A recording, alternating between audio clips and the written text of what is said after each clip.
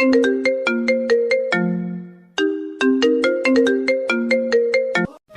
মীরা, মানে তোমার ভাবি। দরজাটা একটু খোলো। দরজা খোলার পর ভাবি আপনি আমার রুমে? আজ না আপনার বাসর রাত?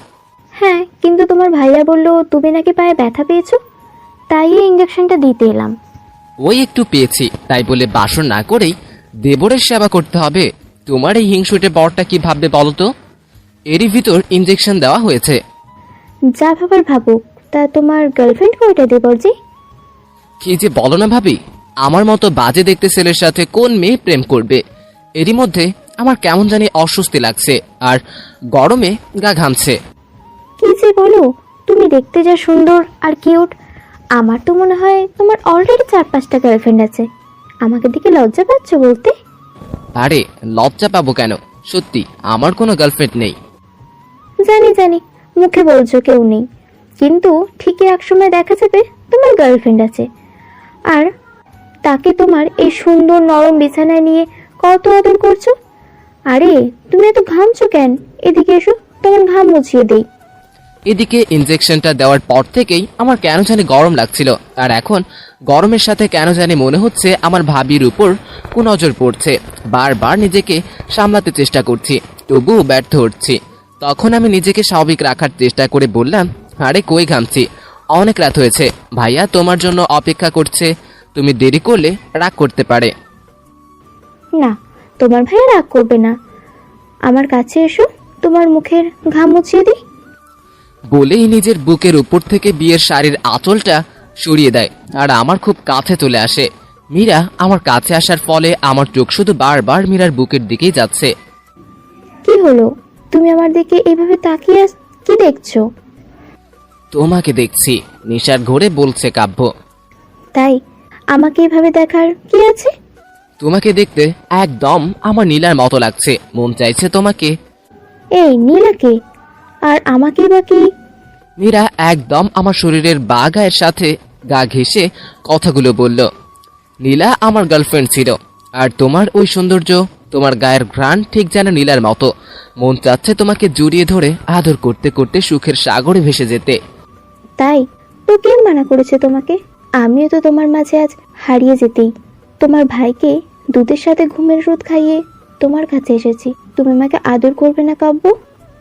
এদিকে মীরা আমাকে জড়িয়ে ধরার ফলে আমার ভিতরের পশুটা জেগে ওঠে, আর মীরাকে বিছানায় ফেলে ওকে চুমো খেতে খেতে মীরার গা থেকে সব কাপড় ফেলে দেই, আর ওরা সারা শরীরের আদর করতে করতে হারিয়ে যায় এক অজানা সুখের দুনিয়ায়। আচ্ছা, আপনাদের পরিচয় দেওয়াই হয়নি, আমি কাব্য আহমেদ। আর ঘটনা আমার ভাবিকে নিয়ে। মূল ঘটনা কি এটা আপনারা গল্প পড়তে পড়তে জেনে যাবেন। চলেন তাহলে কাহিনী শুরু করি। পরের দিন ঘুম ভাঙলো বাড়িতে মা বাবার হইচই শুনে। ঘুম ভাঙতেই মনে হলো কেউ আমাকে জড়িয়ে ধরে বুকে মাথা দিয়ে শুয়ে আছে। আমি তাকিয়ে দেখি একটা মেয়ে সম্পূর্ণ উলঙ্গ হয়ে আমার বুকের উপরে শুয়ে আছে। তার মুখ দেখতে পারছি না, কারণ মেয়েটার মুখ চুলে ঢেকে আছে। ওর সাথে যে আমি উলঙ্গ হয়ে আছি তা বেশ বুঝতে পারছি, কিন্তু দেখি আমার ঘরে মেয়ে আসলো কি করে? না, মনে পড়ছে না। আমি কাঁপা কাঁপা হাতে মেয়েটার মুখের উপর থেকে চুল সরাতে যাকে দেখলাম, তাতে আমার মাথায় যেন আকাশ ভেঙে পড়লো। এ কি দেখছি আমি আর ভাবি আমার রুমে একসাথে কিভাবে আসলো? কালকে তো ভাবি ফুলসজ্জা ছিল, আর ভাবিকে তো এখন ভাইয়ার রুমে থাকার কথা, তাহলে আমার রুমে ভাবি কিভাবে আসলো? উফ খোদা, ভাবতে পারছি না। যদি বাড়ির কেউ আমাদের এই অবস্থায় দেখে তাহলে কি হতে পারে তা ভাবতেই আমার কলিজা শুকিয়ে যাচ্ছে। হ্যাঁ, অবশ্যই যাওয়ারই কথা, কারণ কেউ যদি জানতে পারে বিয়ের প্রথম রাতেই বাড়ির বউ নিজের বরকে রেখে পরপুরুষের সাথে রাত কাটিয়েছে, আর ছেলেটা যদি তার দেবর হয়, তাহলে তো কথাই নেই। আমি মীরাকে ধাক্কা দিয়ে বুকের উপর থেকে সরাতেই মীরা আমাকে যা বলল তাতে আমার মাথায় যেন আকাশ ভেঙে পড়ল। কারণ মীরা ঘুমের মধ্যে বলল যে, উফ জান, ব্যথা লাগে তো, এইভাবে কেউ ঘুম থেকে ওঠায়? ভাবি আপনি আমার রুমে কিভাবে আসলেন, আর আমাদের এই অবস্থা কেন? উফ জান, এত ভাবে ভাবে করছো কেন? কাল রাতে তো আমার সারা শরীরে কত আদর করতে করতে সুন্দর করে জান, সোনা, ময়না, টিয়া পাখি বলে ডাকলে, আর সকাল হতে এত ভদ্র হয়ে গেলে। ভাবি কি বলছেন এসব? আমি আপনাকে আদর করছি মানে? আপনি আমার সাথে মজা করছেন তাই না? তোমার সব মজা লাগে তাই না? একটা মেয়ে তোমার বুকের উপর সারা রাত বিনা কাপড়ে ছিল, আর কখন সেই অবস্থায় তোমার সামনে রয়েছে, আর এটা তোমার মজা লাগে? এই জান, আমাকে আদর করো না প্লিজ। আমার না তোমার আদর আবার পেতে ইচ্ছা করছে। মানে আপনি সব কি বলছেন? কি বলছি বুঝতে পারছো না? বলেই ভাবি আমাকে বিছানায় ধাক্কা দিয়ে ফেলে দেয় আর আমার উপরে বসে পড়ে। তারপর আস্তে আস্তে তার মুখ আমার মুখের কাছে আনে। যেই ভাবি তার ঠোঁট আমার ঠোঁটে মিলিয়ে দিবে, তখনই ঠক ঠক। ধুর, ভাল লাগে না। এই দেখো তো, আমাদের রোমান্টিক মুডটা নষ্ট করে দিল। বলে মীরা মানে ভাবি আমার থেকে সরে যায়। আমি দরজা খুলে দেওয়ার জন্য যেই দরজার দিকে পা বাড়াবো, তখন কেন জানি মনে হচ্ছে আমার পা কোনো এক অদৃশ্য শক্তি ধরে রেখেছে, যে আমাকে সামনের দিকে এগিয়ে যেতে দিচ্ছে না। বুকটা বারবার ভয় কেঁপে উঠছে। না জানি দরজার ওপারে আমার জন্য কি অপেক্ষা করছে। হয়তো সবাই আমাকে ভুল বুঝে মেরেই ফেলবে, কি আমার কথাই বিশ্বাস করবে না। কিন্তু যে বা যা হয়েছে তা আমি ইচ্ছা করে করি নাই, বা করতে চাইও নাই। তারপর অনেক কষ্টে আস্তে আস্তে দরজার কাছে যাই, আর যেই দরজাটা খুলে দেই, হঠাৎ ঠাস ঠাস করে দুইটা চড় আমার গালে পড়ে, আর আমি অপরাধীর মতো মাথা নিচু করে আছি। এটা তুই কি করলি কাব্য? আজকের এই দিনটা দেখার জন্য তোকে আমরা লেখাপড়া করাচ্ছি। তোর কি বিবেক বুদ্ধির লোপ পেয়ে গেছে যে তুই এত বড় একটা খারাপ কাজ করতে পারলি? ভাইয়ের বাসর রাতে কিভাবে তুই তাকে বেঁধে রেখে তার বউকে, ছি, আমার এটা ভাবতেও ঘৃণা লাগছে। এদিকে রুমের ভিতর থেকে মীরার হু হু করে কান্না ভেসে আসছে। কিন্তু এই মেয়ে আবার কি জন্য কাঁদছে? কাদার কথা তো আমার। নিজের চোখের সামনে নিজের আজরাইলকে দেখতে পারছি। আম্মু, আমি চুপ, একদম চুপ। তোর এই নোংরা মুখে আমাকে আম্মু বলে ডাকবি না। আম্মু, বিশ্বাস করো, গতকাল রাতে আমার সাথে কি হয়েছে আমি নিজেও জানি না। কেউ আমাকে ফাঁসাতে চাচ্ছে। বাহ ভাই বাহ, তুই তো দেখি নাটক ভালোই করতে পারিস। এমন ভাবে কথা বলছিস যেন তুই ভাজা মাছ উল্টে খেতেও জানিস না। তুই চাচাতো ভাই হওয়ার পরও তোকে আমরা নিজের ভাই মনে করতাম, আর তুই কি না আমার সংসার শুরু হওয়ার আগেই শেষ করে দিলি। ভাইয়া, তুই বিশ্বাস কর, আমি বিশ্বাস? আর তোকে? মীরা, এই মীরা, কোথায় মুখ লুকিয়ে আছিস? ভাইয়ার কথা শুনে ভাবি কাঁদতে কাঁদতে বাইরে এসে ভাইয়াকে জড়িয়ে ধরতে যাবে, তখনই ভাইয়া চিৎকার করে বলল, খবরদার আমাকে ছবি না। তোর ওই নোংরা শরীরের কোনো অংশ আমার শরীরে লাগলে আমার শরীর নোংরা হয়ে যাবে। রাফি, তুমি এসব কি বলছো? আমি তো ইচ্ছা করে এসব করি নাই। যা হয়েছে তা তোমার ভাই জোর করে করেছে। প্লিজ, তুমি আমাকে ভুল বোঝো না। তুমি যদি আমাকে ভুল বোঝো, তাহলে আমার মরে যাওয়া ছাড়া আর কোনো উপায় থাকবে না। এদিকে এখানে কি হচ্ছে আমি কিছুই বুঝতে পারছি না। ভাবি এসব কি বলছে। একটা কথা কান খুলে শুনে রাখ, আমি আজ পর্যন্ত কখনো অন্য ব্যবহার করা কাপড় পরি নাই। আর সেখানে আমার আগে তোকে কেউ ব্যবহার করেছে, তুই ভাবলি কি করে তোকে আমি মেনে নেব? চুপ, সবাই চুপ। কেউ আর একটা কথাও বলবে না। এই কুত্তার বাচ্চার জন্য কাউকে মরতে হবে না। আর রাফি, তোকেও ওকে মেনে নিতে হবে না। চাচি, তোমার ছেলে যা করেছে তা একদম ঠিক করে নাই। আর একটা কথা, তোমার ছেলে যদি আজকের পর এ বাড়িতে থাকে তাহলে আমরা বাড়ি আলাদা করব। তারপর আম্মু কিছুক্ষণ চুপ থেকে বলল, ভাবি, তুমি এই মেয়ের কাপড়ে লাকিস নিয়ে আসো। আর রিয়া, আমার আলমারি থেকে 10 লাখ টাকা নিয়ে আয়। আপনারা ভাবছেন রিয়াকে? রিয়া হলো আমার ছোট বোন। ওকে আমি খুব ভালোবাসি, কারণ আমার তো একটাই বোন। আম্মু, এই নাও টাকা। টাকা আমাকে দে। এটা তুই এই মেয়েটার হাতে দে। তারপর রিয়া টাকাগুলো ভাবির হাতে দিল। টাকা? আমি টাকা দিয়ে কি করব? এরকম লক্ষ লক্ষ টাকা আমার ব্যাংকে পৌঁছে যাচ্ছে, আর আপনারা 10 লাখ টাকা দিয়ে আমার ইজ্জত কিনতে এসেছেন। আপনাদের বাড়িতে আমি সংসার করতে এসেছিলাম, কিন্তু এখানে এসে আমার সংসার করা তো দূরে থাক, আমাকে আমার ইজ্জত হারাতে হলো। নিজের ছেলের অপরাধ থাকতে আপনি আমাকে টাকা দিচ্ছেন? আপনি পারবেন আমাকে আমার হারানো ইজ্জত ফিরিয়ে দিতে? পারবেন আমার সাথে আপনার ছেলে বিয়ে দিতে? জানি পারবেন না, শুধুটা। ঠিক তখনই আব্বু এসে গম্ভীর ভাবে বলল, রাবেয়া, ওদেরকে বলো নিচে গায়ে দাঁড়িয়ে আছে, ওরা যেন আজকে এই বাড়ি এবং এই শহর ছেড়ে চলে যায়। আর তোমার ছেলেকে বলে দাও জীবনে বেঁচে থাকতে ভুল করেও যেন এই বাড়ির দিকে পা না বাড়ায়। আজ থেকে ও আমাদের জন্য মরে গেছে। আর ওকে এটাও বলে দাও ওর ভাগের সবকিছু ওর নামে লিখে দেওয়া আছে, যাতে ভবিষ্যতে এই সম্পত্তির ভাগের জন্য এই বাড়িতে আর না আসে। আম্মু আব্বু এসব কি বলছে? আমি তোমাদের ছেড়ে কোথায় যাব? চুপ বেয়াদব, একদম চুপ। বের হয়ে যা এখান থেকে। আর একটা কথা শুনে যা, তুই যেহেতু এই মেয়েটার জীবন শেষ করে দিয়েছিস, তখন তোকে ওর জীবনটা আবার সাজিয়ে দিতে হবে। যদি কখনো কোনোদিন আমি শুনি তোর কারণে এই মেয়েটার কোনো ক্ষতি হয়েছে, তবে মনে রাখবি তোর কাছে আমরা সেদিন থেকে মৃত। আম্মু, রিয়া, ওকে বের হয়ে যেতে বল। ও যদি বের না হয় তাহলে ওকে আমার মরা মুখ দেখতে হবে। আম্মুর কথা শুনে বুকটা কেঁপে উঠল। আমি মাথা নিচু করে বাড়ি থেকে বের হয়ে আসি, কারণ ওখানে আর দাঁড়িয়ে থাকতে পারছি না। আসার সময় মীরার দিকে তাকাতেই দেখি ওর চোখ দিয়ে পানি পড়ছে, কিন্তু চোখ দিয়ে পানি পড়লেও ওর ঠোঁটের ফাঁকে একটা হাসি ফুটে উঠল। যাই হোক, তারপর আমি গাড়িতে উঠে পড়ি। মীরাও আমার পিছন পিছন এসে গাড়িতে ওঠে। তারপর ওর ড্রাইভারকে কি যেন বলল। তারপর ড্রাইভার গাড়ি চালানো শুরু করলো, কিন্তু আমার সেদিকে কোনো খেয়াল নেই। আমি বাড়ির দিকে এক নজরে তাকিয়ে আছি। বাড়ির দিকে তাকিয়ে থাকতে থাকতে ভাবতে লাগলাম পুরনো কথাগুলো। ভাইয়া আর মীরা ভাবি একসাথে ডাক্তারি পড়তো, তাদের মধ্যে অনেক ভালো বন্ধুত্বও ছিল, কিন্তু কেউ কাউকে ভালোবাসতো না। ভাইয়া যে হাসপাতালে কাজ করত সেখানকার এক নার্সকে পছন্দ করত ভাইয়া, কিন্তু বড় আব্বার তাকে পছন্দ না। যেহেতু মীরা ভাইয়ার সাথে পড়তো, সেই সূত্রে গত 1 মাস আগে আমাদের বাড়িতে বেড়াতে আসে মীরা, আর তখন বড় আব্বার তাকে খুব পছন্দ হয়। তারপর মীরা আপুর বাবা মায়ের সাথে কথা বলে, বিয়ের কথাবার্তা ঠিক করে। তারপরে কি হলো তা তো আপনারা দেখতেই পেলেন। এই কি হলো? কি এত ভাবছো? নেমে পড়ো, আমরা এসে পড়েছি। ওহ, আমি কিছু না বলে মীরার পিছু পিছু একটা বাড়িতে যাই, আর গিয়েই সোফায় বসে পড়ি। মীরা ব্যাগ থেকে কাপড় বের করে বাথরুমে চলে যায় ফ্রেশ হওয়ার জন্য।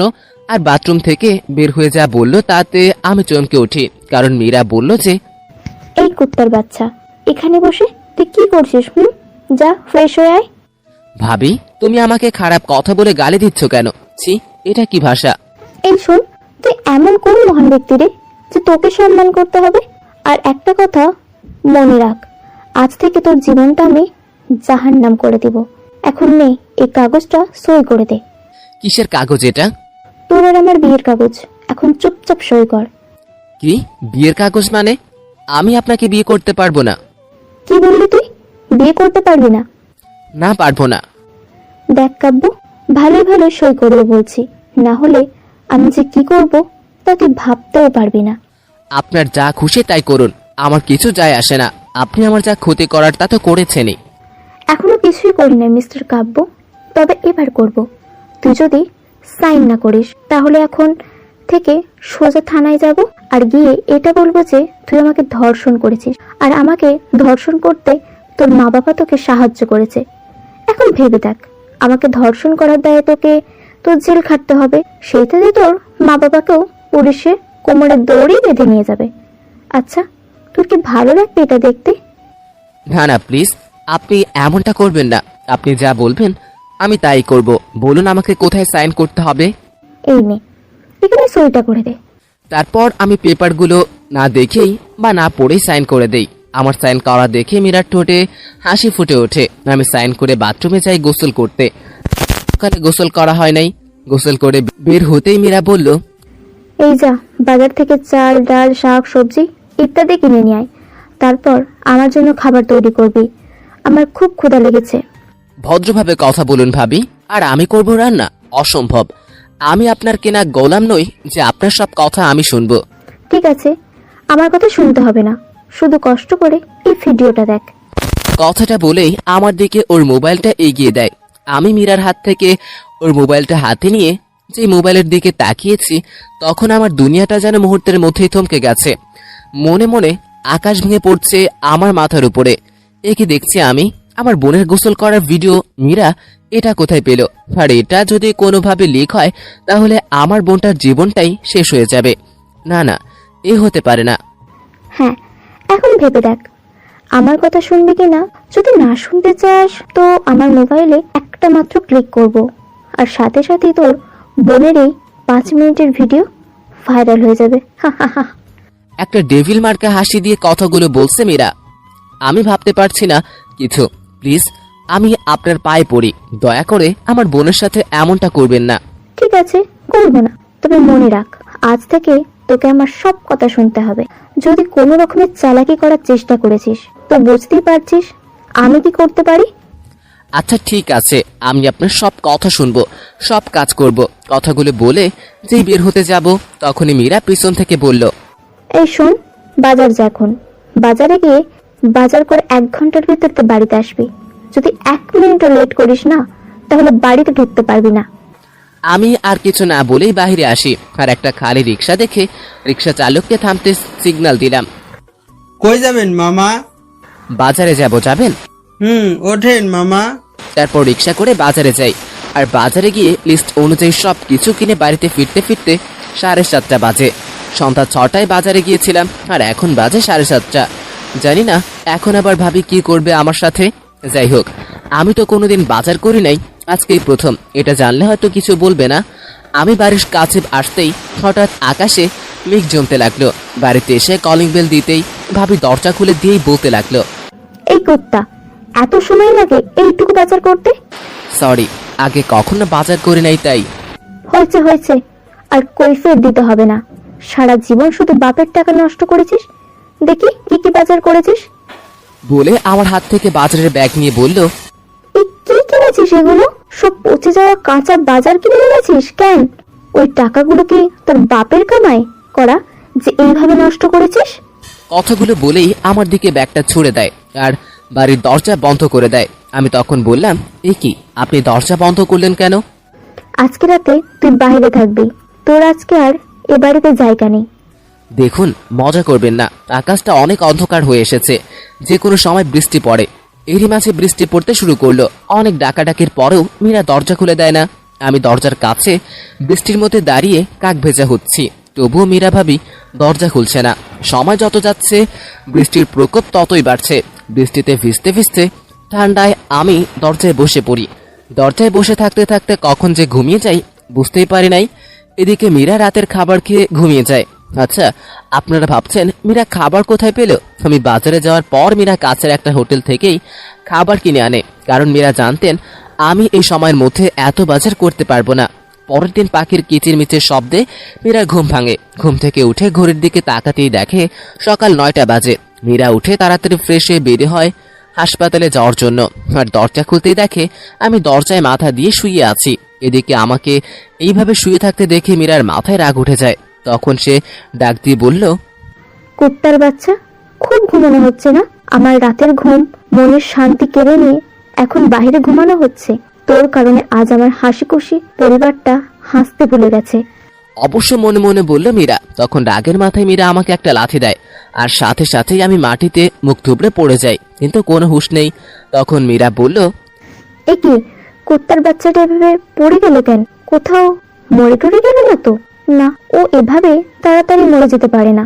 ওকে অনেক কষ্ট পেতে হবে, অনেক অনেক। দেখি একটু বেঁচে আছে কিনা। তারপর মীরা কাব্যর কাছে যায় আর কাব্যর গায়ে হাত দিতেই মীরা শিউরে ওঠে, কারণ মীরা কাব্যর গায়ে হাত দিতেই বুঝতে পারে কাব্যর শরীর জ্বরে একদম পুড়ে যাচ্ছে। তারপর মীরা কাব্যর পা ধরে টানতে টানতে বাড়ির ভেতরে নিয়ে যায় আর ওর ব্যাগ থেকে একটা ইঞ্জেকশন দিয়ে দরজায় তালা দিয়ে হাসপাতালে চলে যায়। এরপর দুপুর 3টার দিকে আমার জ্ঞান ফেরে। আমি চোখ খুলতেই দেখি আমি আমার রুমের মেঝেতে শুয়ে আছি আর শরীরটা খুব দুর্বল লাগছে। শরীরের দিকে তাকিয়ে দেখি গতকালকে যে কাপড় পরেছিলাম তা এখনো পরেই আছি। যাই হোক, তারপরেও কোনো রকমে বাথরুমে যাই গোসল করতে, আর বাথরুম থেকে বের হতে দেখি মীরা একটা খাবারের প্যাকেট নিয়ে দাঁড়িয়ে আছে। আমাকে দেখে বলল, কি রে, তোর শরীর এখন কেমন আছে? মোটামুটি ভালো। আচ্ছা, একটা কথা বলি, আমি রুমের ভিতরে কি করে আসলাম? কিন্তু মীরা আমার কথার কোনো জবাব না দিয়ে বলল, ভালো থাকলেই ভালো। আর রুমে কি করে আসলি মানে? এই বাড়িতে যেহেতু আমি ছাড়া আর কেউ নেই, তাহলে ভাব তোকে কে এনেছে। বুঝতে পেরেছি। এখন কথা বাদ দিয়ে এই নে, খাবারগুলো খেয়ে ওই ওষুধটা খেয়ে নে। আমি গতকাল থেকে না খেয়ে আছি আর আজকে সকাল থেকেও কিছু খাইনি, তাই কোনো কিছু না ভেবেই খাবারগুলো ওর হাত থেকে নিয়ে খেতে লাগলাম। খাবার খাওয়া হলে মীরা বলল, খাওয়া হয়েছে, এবার রান্নাঘরে যা, আমার জন্য খাবার তৈরি কর। মীরার কথা শুনে যেন আমি অবাক হয়ে গেলাম। তারপর বললাম, আমি রান্না করব? এভাবে অবাক হওয়ার কিচ্ছু নেই। তোর জন্য কি বাহির থেকে কেনা খাবারগুলো এমনি এনেছি? তুই যে খাবারগুলো খেলি এগুলোর দাম জানিস? এগুলোর দাম কে দিবে? আমি মীরার দিকে অবাক হয়ে তাকিয়ে আছি। এভাবে আমার দিকে তাকিয়ে কি দেখছিস? যা আমার জন্য খাবার তৈরি কর। ভাবি, আমি রান্না করতে পারি না। মাথা নিচু করে কথাটা বললাম। কি বললি? রান্না করতে পারবি না, তাই না? তাহলে কি পারিস? হ্যাঁ, এটা পারিস যে কিভাবে একটা নিরীহ নিষ্পাপ মেয়েকে প্রেমের জালে ফেলে কিভাবে তার সর্বনাশ করা যায়, কিভাবে একটা হাসি খুশি পরিবারকে দুঃখের সাগরে ভেসিয়ে দেওয়া যায়। মীরা রাগ করে বলল কথাগুলো, কিন্তু আমি তার কথার কিছুই বুঝলাম না। মানে কি বলছেন এগুলা? কিছু না, যা এখন খাবার তৈরি কর। বলেই মীরা বাথরুমের দিকে যাচ্ছে। তখন আমিও আর কিছু না বলে রান্নাঘরে চলে যাই রান্না করতে। তারপর অনেক কষ্টে কোনো রকমে রাতের জন্য খাবার তৈরি করি। বাড়িতে থাকতে আম্মু যখন রান্না করত তা দেখে একটু একটু শিখেছিলাম, কিন্তু আগে কখনো রান্না করি নাই। যাই হোক, রান্না করা খাবারগুলো টেবিলে রাখতেই মীরা খাবার টেবিলে এসে একটা চেয়ারে বসে পড়ে। আর বসতে বসতে বলতে লাগলো, দেখি কেমন রান্না করতে পারিস, মানুষ খেতে পারবে তো? আমি এতটাও খারাপ রান্না করি না যে মানুষ খেতে পারবে না। আর যদি মানুষ খেতে না পারে তাহলে রাস্তার কুকুর অন্তত খেতে পারবে। কি বললি? আমি রাস্তার কুকুর? তুই খা তোর খাবার। কথাটা বলেই আমার গায়ে ভাতের প্লেট ছুঁড়ে মেরল মীরা। প্লেটটা আমার কপালে লেগে অনেকটা কেটে গেল। এটা কি হলো? আপনি আমার উপরে এভাবে ভাতের প্লেট ছুঁড়ে দিলেন কেন? উফ, কপালটা মনে হয় কেটে গেল। হাতে একটু রক্ত দেখলাম। ঠিক হয়েছে, তোর সাথে তো এটাই হওয়া দরকার, কুত্তার বাচ্চা কোথাকার। দেখুন, আপনি কিন্তু একটু বেশি বলছেন। এই কথাগুলো যে আমাকে শোনাচ্ছেন, যদি আপনি মেয়ে না হয়ে আপনার জায়গায় কোনো একটা ছেলে বলতো তাহলে তার যে কি অবস্থা করতাম আপনি ভাবতেও পারতেন না। কি করবি রে তুই? তোর কি করার ক্ষমতা আছে? শোন, আমার একটা পশমের ক্ষতিও করতে পারবি না তুই, বুঝলি? হ্যাঁ, আপনার কোনো ক্ষতি করতে পারবো না, কি আর করতে পারি? আমার হাত পা যে বাঁধা। ছোটবেলায় দেখতাম বাবা বিনা কারণে মাকে মারতো। মার সহ্য করতে না পেরে মা অনেক সময় জ্ঞান হারিয়ে ফেলতো। তাই আমার মা ছোট থেকেই শিখিয়েছে কিভাবে একটা মেয়েকে সম্মান করতে হয়, যার কারণে আপনাকে কিছু বলতে পারছি না। আমার মা আমার কাছ থেকে কথা নিয়েছিল যে আমি কোনোদিন যেন কোনো মেয়ের গায়ে হাত না তুলি। আর সবচাইতে বড় কথা কি জানেন? বাড়ি থেকে বের করে দেওয়ার সময় মা বলেছিল যে আপনার খেয়াল রাখতে। ওই, তোর প্যাচাল বন্ধ কর। তোর মা তোকে কি শিক্ষা দিয়েছে তা আমার জানার দরকার নেই। আমার খুব ক্লান্ত লাগছে, আমি এখন ঘুমিয়ে যাব। আর তুই আমার পা টিপে দিবি। আর যদি না দিতে চাস তাহলে তোর বোনের কথাটা একটু ভেবে দেখিস। আপনারা কি ভাবছেন মীরা না খেয়ে থাকবে? মোটেও না। মীরা বাহির থেকে যা খেয়ে এসেছে তাতে রাত কেটে যাবে। মীরা উঠে যাওয়ার পর আমি বাথরুমে যাই আর কাপড়ে লেগে থাকা খাবারগুলো পরিষ্কার করে মীরার রুমে যাই। ওর রুমে গিয়ে দেখি ও চোখ বন্ধ করে আছে। আমি গুটি গুটি পায়ে বিছানার একপাশে বসে মীরার পা টিপে দিচ্ছি। এদিকে হঠাৎ আমার বুকের ভিতরটা কেমন যেন মোচড় দিয়ে উঠল। একদিন আম্মুর পা টিপে দিতে বলেছিল আমাকে। আম্মু পায়ের ব্যথায় হাঁটতেই পারছিল না, কিন্তু তার কষ্টকে না বুঝে তাকে অবহেলা করে আমি বন্ধুদের সাথে খেলতে গিয়েছিলাম। আর আজকে সেই আমাকেই এমন একটা মেয়ের পা টিপতে হচ্ছে, যার কারণে আমাকে আমার পরিবার থেকে আলাদা হতে হয়েছে। এসব ভাবতে ভাবতে কখন যে ঘুমিয়ে গেছি বুঝতেও পারিনি। এদিকে মাঝরাতে মীরার ঘুম ভেঙে যায়। ও পায়ের দিকে তাকিয়ে দেখে কাব্য ওর পায়ের উপর মাথা দিয়ে শুয়ে আছে।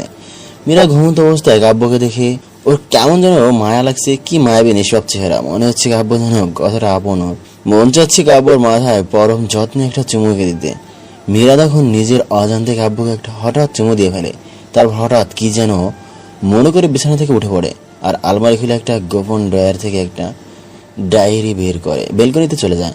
তারপর চেয়ারে বসে পরম মায়ায় ডায়েরিটা স্পর্শ করতে করতে ডায়েরির প্রথম পাতায় খুলে পড়তে শুরু করে। আজ আমি খুব খুশি, কারণ আজ আমার কলেজ লাইফের প্রথম দিন। অনেকদিনই ইচ্ছা আর সত্যি হতে চলেছে। সবসময় ভাবতাম কবে কলেজের মাটিতে পা দিব। যাই হোক, কলেজে এখন ঢুকতেছি। তখনই হঠাৎ কে যেন আমাকে ডাক দিল। ওই নীলা, তুই এখানে? ও সরি, আমি তো আমার পরিচয়টা দিতেই ভুলে গেছি। আমার নাম নীলা, বাবা মায়ের দ্বিতীয় আর সবচেয়ে আদরের মেয়ে। তারপরে আমি বললাম, কেন, আমি কি আসতে পারি না? আরে আমি তা বলেছি নাকি? তা বল, কি মনে করে আমাদের কলেজে ঘুরতে এসেছিস নাকি? ঘুরতে আসবো কি জন্য? আমি এই কলেজে পড়তে আসি, এখানেই অ্যাডমিশন নিয়েছি। বলিস কি, তুই এখানে ভর্তি হয়েছিস? কই, আগে তো দেখিনি। আরে সতীন, আমি তো এতদিন দাদুর বাড়িতে ছিলাম, তাহলে দেখবি কি করে? ও তাই বল, তা কোন ডিপার্টমেন্ট? এই তো বিজ্ঞান। তাহলে তো আমাদের সাথে চল ক্লাসে যাই। চল। তারপর দুজন ক্লাসে যায়। রিমা ওর ফ্রেন্ডের সাথে আমার পরিচয় করিয়ে দেয়। হঠাৎ দেখি একটা ছেলে লাল টি শার্ট পরে মাথা নিচু করে আসছে। ছেলেটাকে দেখে কেন জানি না বুকের ভিতর কিছু একটা বেজে উঠলো হঠাৎ। এই সতীন, এই চকলেট বয়টা কে রে? কাকে তুই চকলেট বয় বলছিস? এটা তো এলার্জি বয়। কেন রে, এমন একটা কিউট বয়কে তোরা কেন দুঃখের অ্যালার্জি বয় বলছিস? তো আর কি বলবো, তোর এই চকলেট বয়কে আমি একবার প্রপোজ করেছিলাম। জানিস কি বলেছিল? আরে আরে, ওইদিকে না তাকিয়ে এইদিকে তাকা। ফ্ল্যাশব্যাক। কাব্য, তোমার সাথে একটা কথা ছিল। হ্যাঁ বলুন আপু, কি বলবেন? আরে তুমি আমাকে আপু বলছো কেন? তাহলে কি বলে ডাকবো? কেন সোনা, বাবু, জানু বলে ডাকবে। কি বলছেন? এগুলা তো লাভাররা তাদের ভালোবাসার মানুষকে বলে, তাহলে আমি কেন আপনাকে এগুলা ডাকবো? কারণ আমি তোমাকে ভালোবাসি। কিন্তু আমি তো আপনাকে ভালোবাসি না, আর না আপনাকে ভালোবাসতে পারবো। কেন কেন? আমি কি দেখতে সুন্দর না? নাকি আমার নাক বোচা, দেখতে কালো, মুখে গন্ধ, নাকি? আরে না না, আপনি দেখতে পরীর মতো, যে কেউ আপনাকে প্রথম দেখায় প্রেমে পড়বে। আসলে কি হয়েছে জানেন তো, আমার আম্মু আমাকে বলেছে যে বিয়ের আগে প্রেম ভালোবাসা ঠিক নয়। এখন প্রেমে পড়লে বা কোনো সম্পর্ক জড়িয়ে পড়লে জীবনে শুধু কষ্ট আর কষ্টই পাবো, যার ফলে আমার ভবিষ্যৎ জীবন অন্ধকারে ঢেকে যাবে। এখন আপু আপনি বলুন, আমি কি এতই বোকা যে নিজের পায়ে নিজেই কুড়ুল মারবো? আরে দূর, সব বাবা মাই তো তাদের সন্তানকে এসব বলে, তাই বলে কি তারা প্রেম করে না?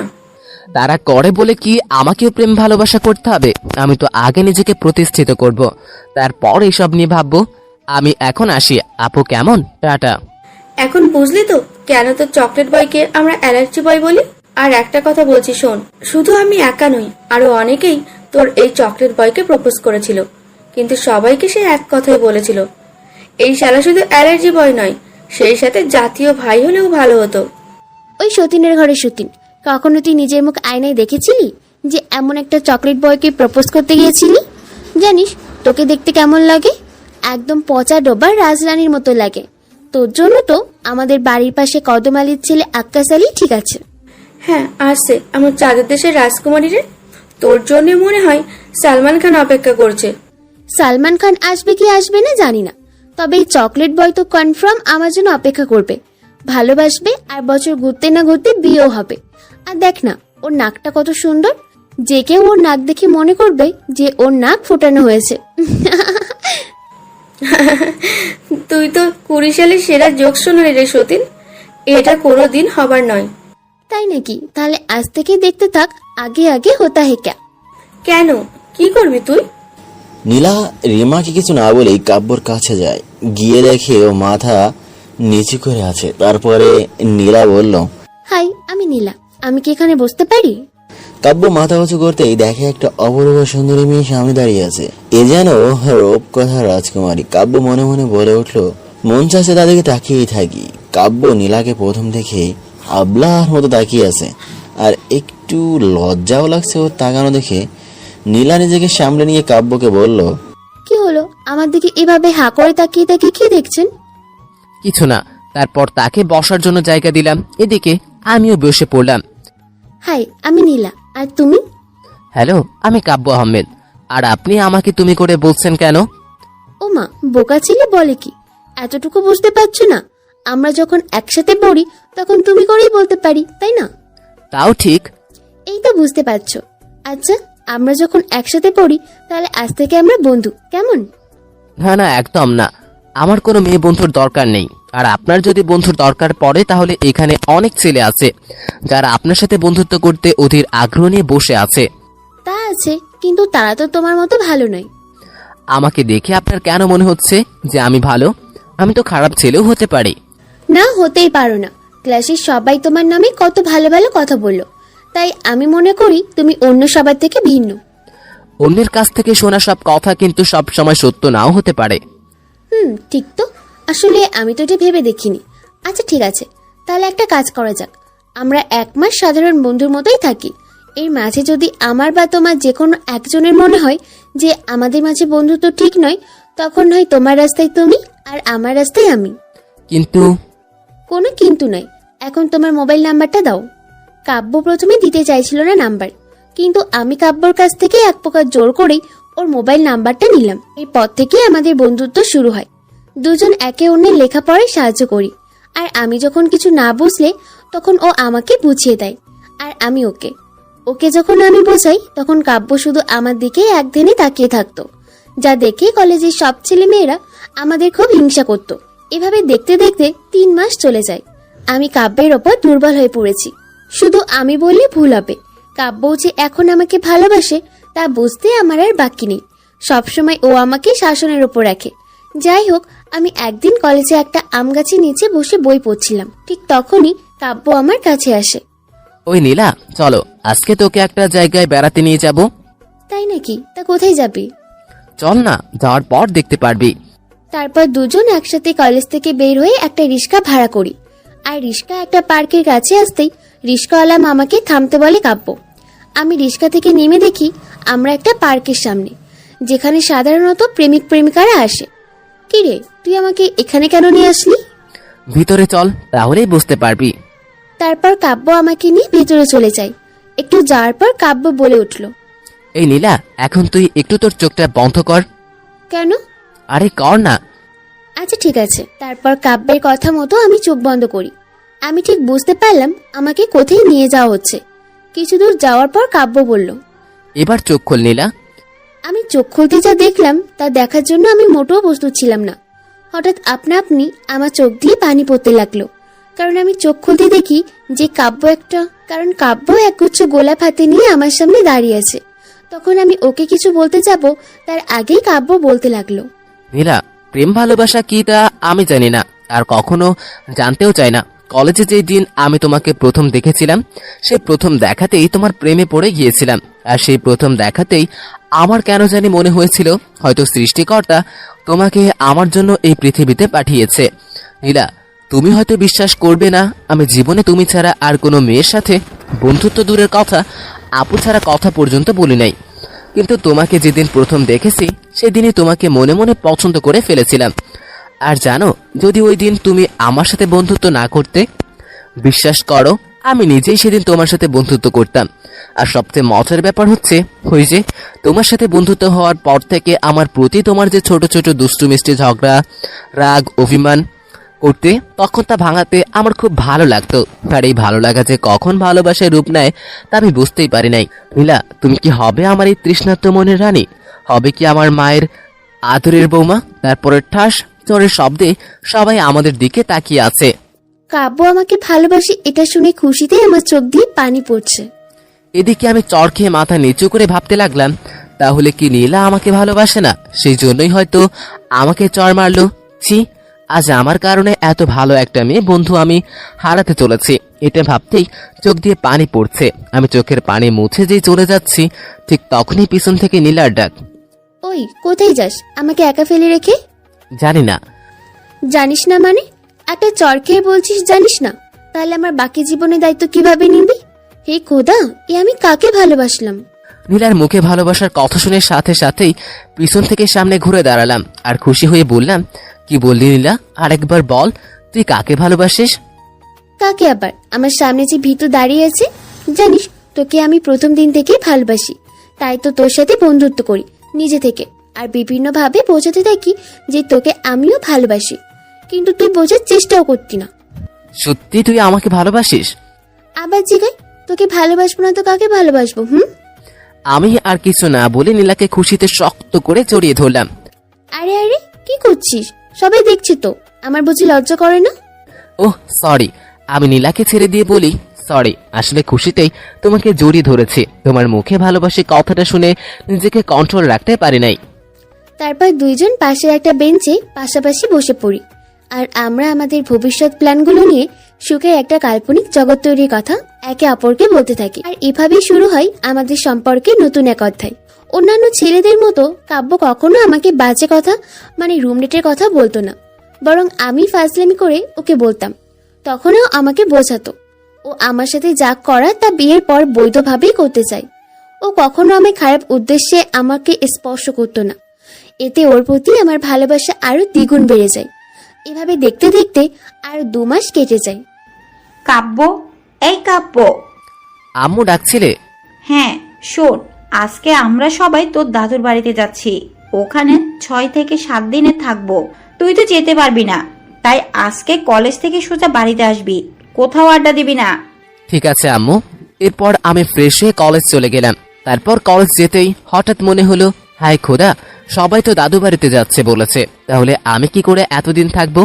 নিজেকেই হাত পুড়িয়ে রান্না করতে হবে ভাবতেই মনটা খারাপ হলো। তখন মুখ গোমরা করে বসে আছো কেন? তোমার কি কোনো কারণে মন খারাপ? আর বলিস না, সবাই দাদুর বাড়িতে বেড়াতে যাচ্ছে, শুধু আমি ছাড়া। এরই মাঝে হঠাৎ বৃষ্টি পড়তে লাগলো। এই নীলা, তাড়াতাড়ি এখান থেকে চল, না হলে বৃষ্টিতে ভিজবো। না, আমি কোথাও যাব না। আমি আর তুমি এখন একসাথে বৃষ্টিতে ভিজবো। জানো, আমার অনেক দিনের ইচ্ছা ছিল যে আমার বরের সাথে বৃষ্টিতে ভিজবো। এই কথা বলতে না বলতেই আমাকে নিয়ে বৃষ্টিতে ভিজতে লাগলো নীলা। আমি নীলাকে কিছু বলবো যে আমার বৃষ্টির পানিতে ভেজা নিষেধ, কিন্তু নীলার মায়া ভরা মুখের দিকে তাকিয়ে আর কিছু বললাম না।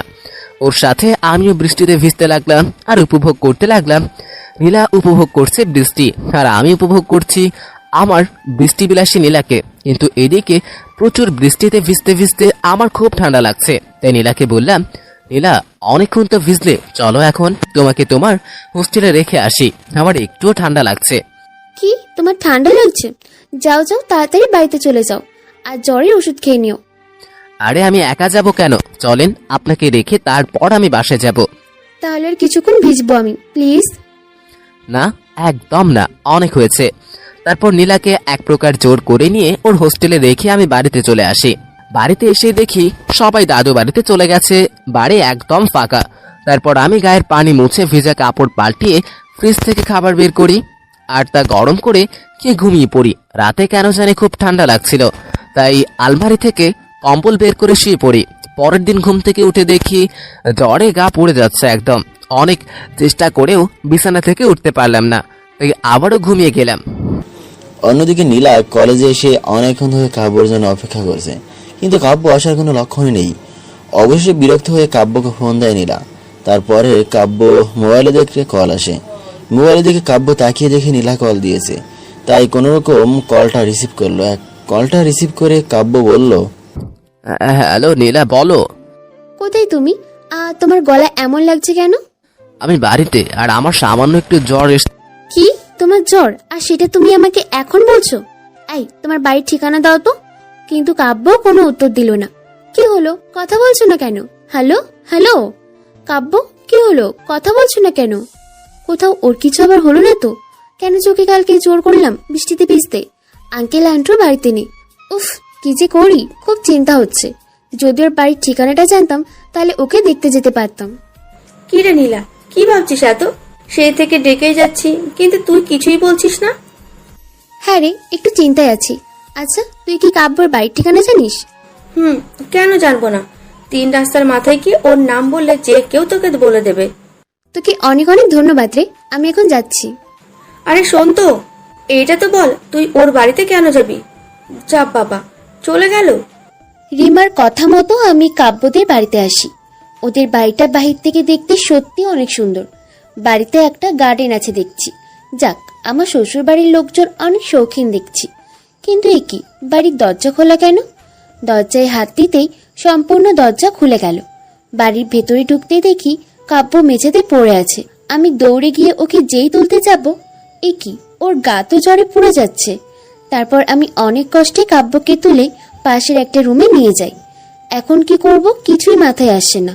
ও, মনে পড়েছে, ছোটবেলায় জ্বর আসলে আম্মু মাথায় পানি ভেজা কাপড় দিয়ে গা মুছে দিত, এতে নাকি জ্বর কমে। তাই আমিও কাব্যের শার্ট খুলে ওর গা মুছে দিচ্ছি। কিন্তু এ কি, ওর জ্বর তো কমছে না, বরং বেড়েই চলেছে। এখন কি করি? আচ্ছা, রিমাকে ফোন দিয়ে দেখি। হ্যালো নীলা, বল। তুই একটু কষ্ট করে একটা ডক্টর নিয়ে কাব্যদের বাড়িতে আসতে পারবি? ডাক্তার কেন? কিছু হয়েছে নাকি? আর বলিস না, কাব্যের গা জ্বরে পুড়ে যাচ্ছে, কি করব বুঝতেছি না। আচ্ছা, তুই ওর পাশে থাক, আমি ডাক্তার নিয়ে আসছি। তাড়াতাড়ি আয়। কিছুক্ষণ পর রিমা ডক্টর নিয়ে আসে। ডক্টর কাব্যকে দেখছে। জ্বর তো অনেক বেশি। ওর জ্বর কখন থেকে বলতে পারবেন? না, বলতে পারবো না। কালকে আমার সাথে বৃষ্টিতে ভেজার সময় একবার বলেছিল ওর নাকি ঠান্ডা লাগছে, তারপর আজকে যখন এখানে আসি তখন ওকে মেঝেতে পড়ে থাকতে দেখি। তারপর ওকে ওষুধ খাইয়ে পানি দিয়ে গা মুছে দিই যাতে জ্বর কমে, কিন্তু ওর জ্বর কমার থেকে বেড়েই চলেছে দ্বিগুণ। ও, বুঝতে পেরেছি। আমি কিছু ওষুধ লিখে দিচ্ছি, নিয়মিত খাওয়াবেন। আর একটা কথা, রোগী মানে উনি কি বিবাহিত? না, কেন বলুন? এ মুহূর্তে ওষুধের থেকে ওনার বউয়ের প্রয়োজন বেশি ছিল। যাই হোক, এগুলো ওকে খাওয়িয়ে দেন। যদি রাতের ভিতর জ্বর না কমে তাহলে হাসপাতালে নিয়ে যাবেন। তারপর ডক্টর চলে যায়, সাথে রিমাও। তবে যাওয়ার আগে আমাকে সব ওষুধ কিনে দিয়ে যায়। এরপর আমি কোনো রকমে কাব্যকে ওষুধ খাইয়ে দিই। তার কিছুক্ষণ পর দেখি কাব্য জ্বরে কাঁপছে, তাই আমি বিছানার পাশে রাখা কম্বল ওর গায়ের উপরে দিয়ে দিই। তাতে ওর কাঁপুনি কমছে না, তাই ওর কাঁপুনি বন্ধ করতে বাধ্য হয়ে আমি কাব্যকে জড়িয়ে ধরি, আর কাব্য আমাকে জড়িয়ে ধরে। ওর মুখের দিকে তাকিয়ে দেখি এক রাতে মানুষটা কতটা শুকিয়ে গেছে। জ্বরে ওর ঠোঁট জোড়া কাঁপছে। ওর ঠোঁট জোড়া দেখে কেন জানি আমি আর নিজেকে সামলাতে পারলাম না। ওর ঠোঁটের মাঝে নিজের ঠোঁট ডুবিয়ে দিলাম, আর মাতালের মতো ওর ঠোঁট চুষতে থাকি। তখন হঠাৎ কাব্য জ্বরের ঘোরে আমাকে ওর নিচে ফেলে দেয়, আর আমাকেও শক্ত করে জড়িয়ে ধরে আর আপন করে নেই নিজের সাথে। আমিও নিজেকে ধরে রাখতে পারলাম না। দুজনেই হারিয়ে যাই সুখের এক অজানা জগতে। তারপর কখন যে কাব্যের বুকে মাথা রেখে ঘুমিয়ে পড়েছি বুঝতেই পারিনি। আমার যখন ঘুম ভাঙে তখন নিজেকে কাব্যের বুকের ওপর আবিষ্কার করলাম। কাব্য আমাকে জড়িয়ে ধরে ঘুমিয়ে আছে। তারপর মোবাইলের দিকে তাকিয়ে দেখি রাত প্রায় 12টার কাছাকাছি। তখন হঠাৎ নিজের দিকে তাকাতেই লজ্জা পেয়ে যাই। ছি, এটা কি করে করলাম আমি একটা মেয়ে হয়ে এটা করতে পারলাম?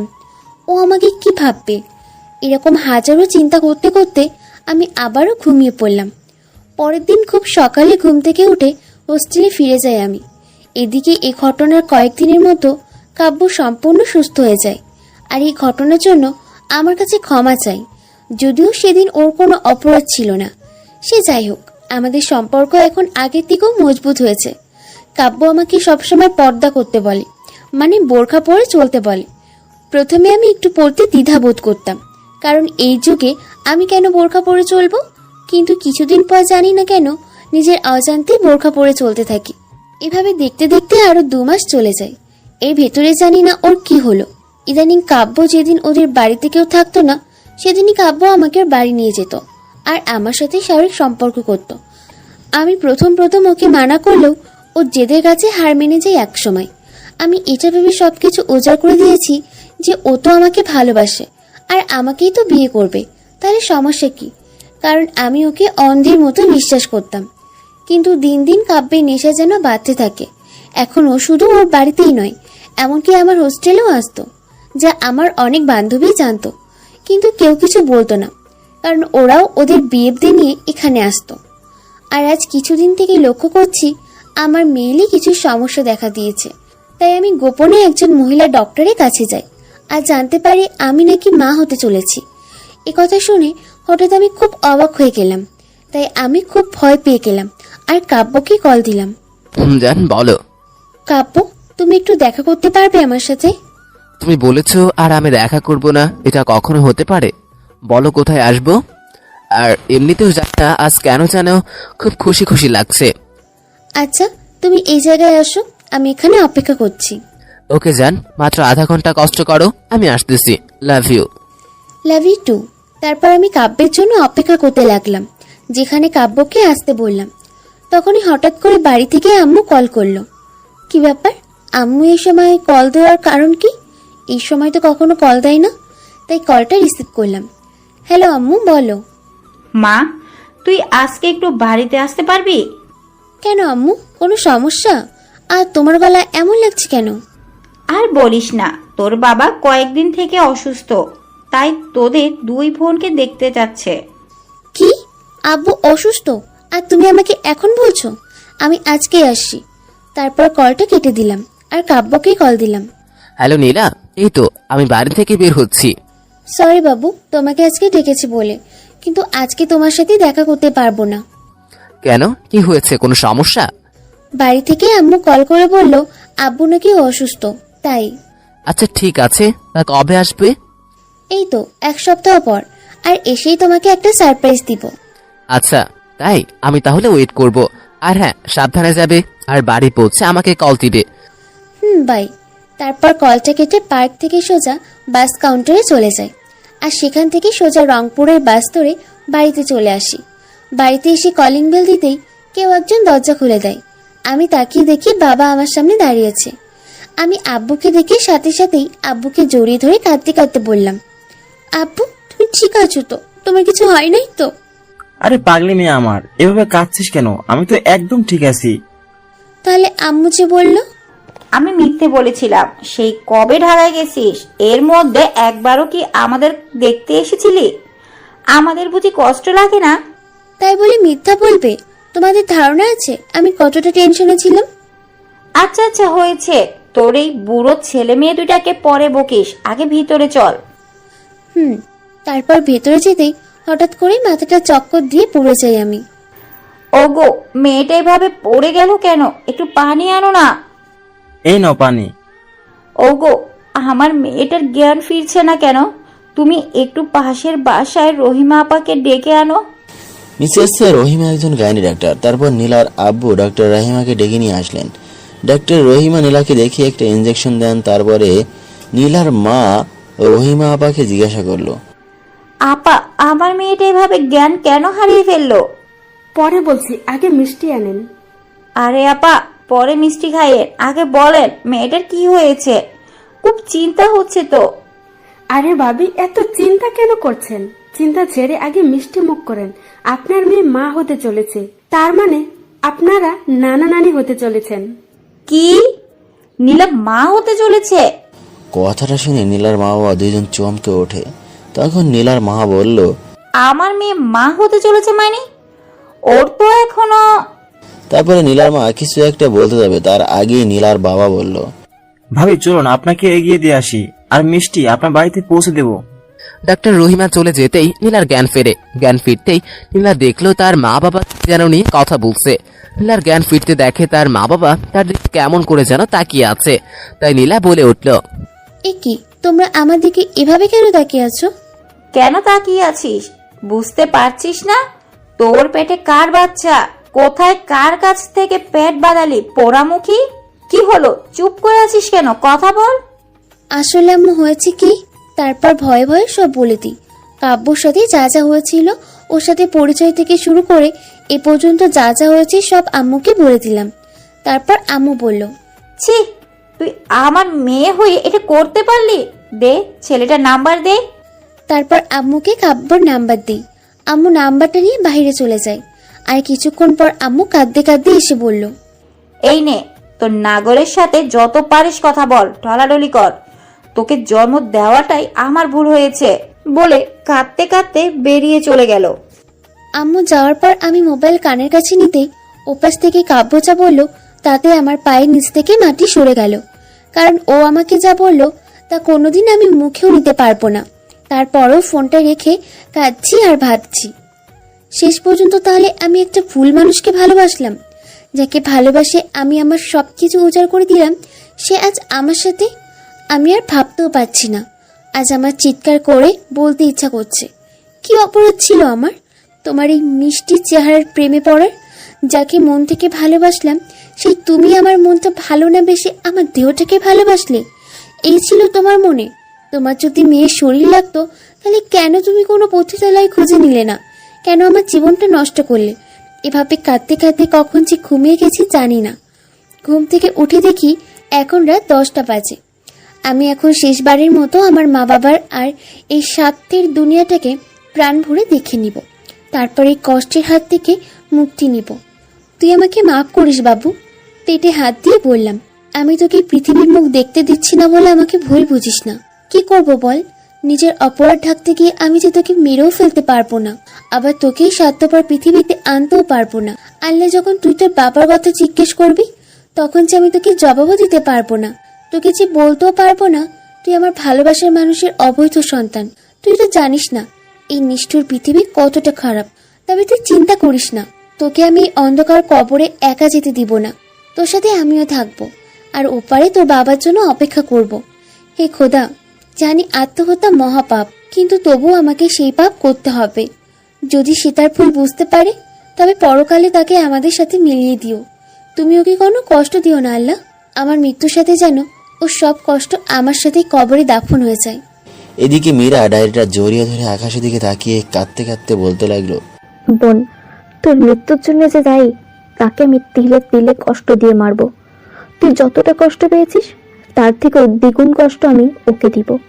ওর জীবনটা আমি ছাড়খাড় করে দিব। এইভাবে দেখতে দেখতে 1 মাস চলে যায়। এই 1 মাসে মীরা আমাকে শারীরিক ও মানসিক উভয় দিক থেকেই নির্যাতন করেছে। রাত জাগতে জাগতে আমার চোখের নিচে কালি পড়ে গেছে, শরীর আগের থেকে অনেকটা চিকন হয়ে গেছে। আর মাঝে মাঝে তো এতটাই অত্যাচার করেছে যে মনে হয়েছিল রাতে ঘুমের মধ্যে ওকে মেরে ফেলি। অবশ্য অনেক রাতে মারতেও গিয়েছিলাম, কিন্তু কোনো এক অজানা শক্তি আমাকে তা করতে বাধা দিত। মনে হতো কেউ একজন আমার কানে কানে বলছে, দেখ কাব্য, মীরা যা করছে তা তোকে ভুল বুঝে করছে, তুই ওর ভুলটা ভেঙে দে। কিন্তু কি ভুল তা আজও বুঝতে পারি নাই। তারপর একদিন দুপুরে আমি ঘুমিয়ে আছি, তখন স্বপ্নে দেখি যে একটা মেয়ে কাঁদতেছে। মেয়েটাকে পিছন থেকে দেখে মনে হচ্ছে সে আমার কতদিনের চেনা। আমি যখন মেয়েটার কাছে গিয়ে যেই তার কাঁধে হাত রাখতে যাব, তখনই মোবাইলের শব্দে ঘুম ভেঙে যায়। মোবাইলের দিকে তাকিয়ে দেখি ভাইয়া কল করেছে। কল রিসিভ করব কি না করব ভাবতে ভাবতেই হঠাৎ কি মনে করে যেন কলটা রিসিভ করলাম। হ্যালো ভাইয়া, বল, এতদিন পর কি মনে করে কল করলি?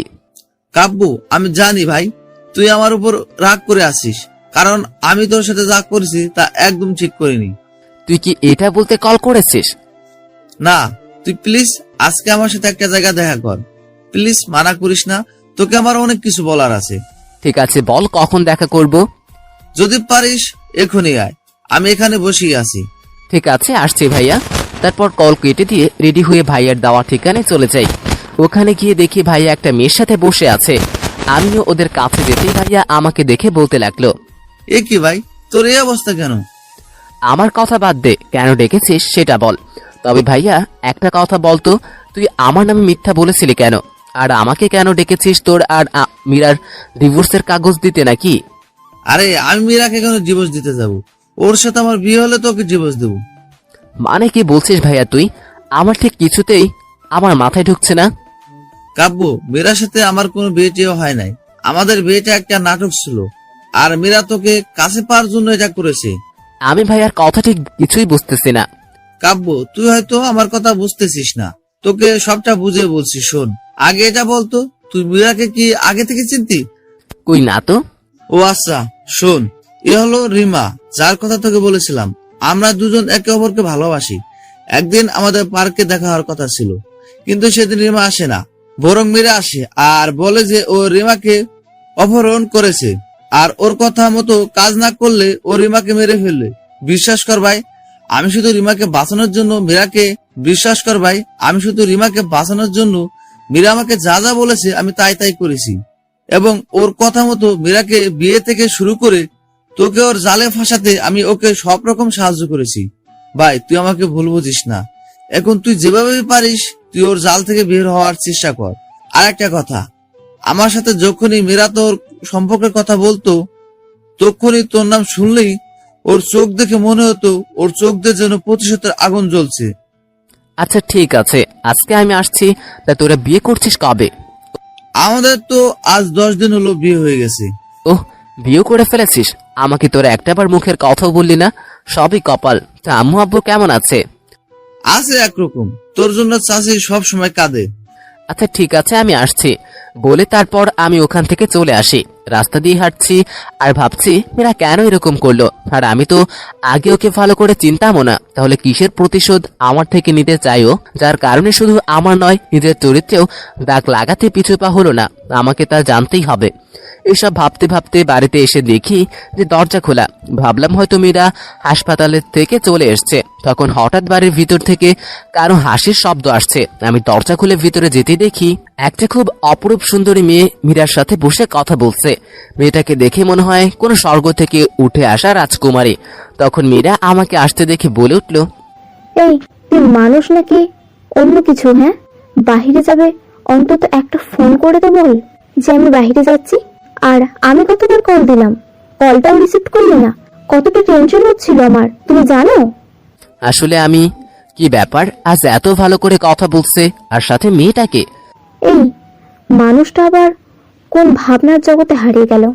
আচ্ছা, তোমার যদি মন না চায় তাহলে বলার প্রয়োজন নাই। আসলে তেমন কিছু না, তোমরা গল্প করো, আমি খাবার। এই একদম না, আগে ফ্রেশ হয়ে আসো, আমি খাবার রেডি করছি। আর হ্যাঁ, তোমাকে তো একটা কথা বলতে ভুলেই গেছি। এই হলো আমার কাছের বান্ধবী মনি, একটা জরুরি কাজে এখানে আসছে, তো সেই কাজের জন্য ওকে এখানে 3 মাস মতো থাকতে হবে। তাই আমি বলছিলাম কি, তুমি যদি কিছু মনে না করো তাহলেও আমাদের সাথে এই কয়েকদিন থাকবে। আর আমাদের তো অনেকগুলো রুম খালি পড়ে আছে, তাই না? আচ্ছা ঠিক আছে, ওনার যতদিন ইচ্ছা এখানে থাকতে পারে। ভাই, আপনারা ভাবছেন মেয়েটা সুন্দরী দেখে থাকতে বলছি, তা নয়। মেয়েটা আসার কারণে বদমাইশ মাইয়াটা একটু ভালো করে কথা বলছে দেখে বললাম। তারপর আমি ফ্রেশ হওয়ার জন্য ওয়াশরুমে চলে গেলাম। এদিকে মীরা, তোকে বলেছিলাম না, আমি বললে না করবি না। চল খাবার টেবিলে যা। চলো। তারপর আমিও ফ্রেশ হয়ে খেতে গেলাম, আর ওরা কথা বলছে। আরে এত কম খাচ্ছিস কেন? যা লাগবে নিয়ে খা। আর শোন, আমার বাড়িতে কোনো লজ্জা করবি না। তোর যা যা লাগে আমার জিনিস ব্যবহার করতে পারিস, কোনো সংকোচ করবি না। আচ্ছা ঠিক আছে, তবে একটা কথা, আমি এখানে আসার পর তোর একটা জিনিসের উপর আমার চোখ গেছে, বলতে পারিস পছন্দও হয়ে গেছে।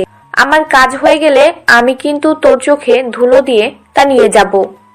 ঠিক আছে, জানি আর তা নিস, চোখে ধুলো দেওয়া লাগবে না। এদিকে আমি খাওয়া দাওয়া শেষ করে বাড়ির ছাদে এসে রাতের আকাশ দেখছি। ঠিক তখনই, কি ব্যাপার জিজু, একা একা এই মেঘাচ্ছন্ন আকাশে কি দেখছেন?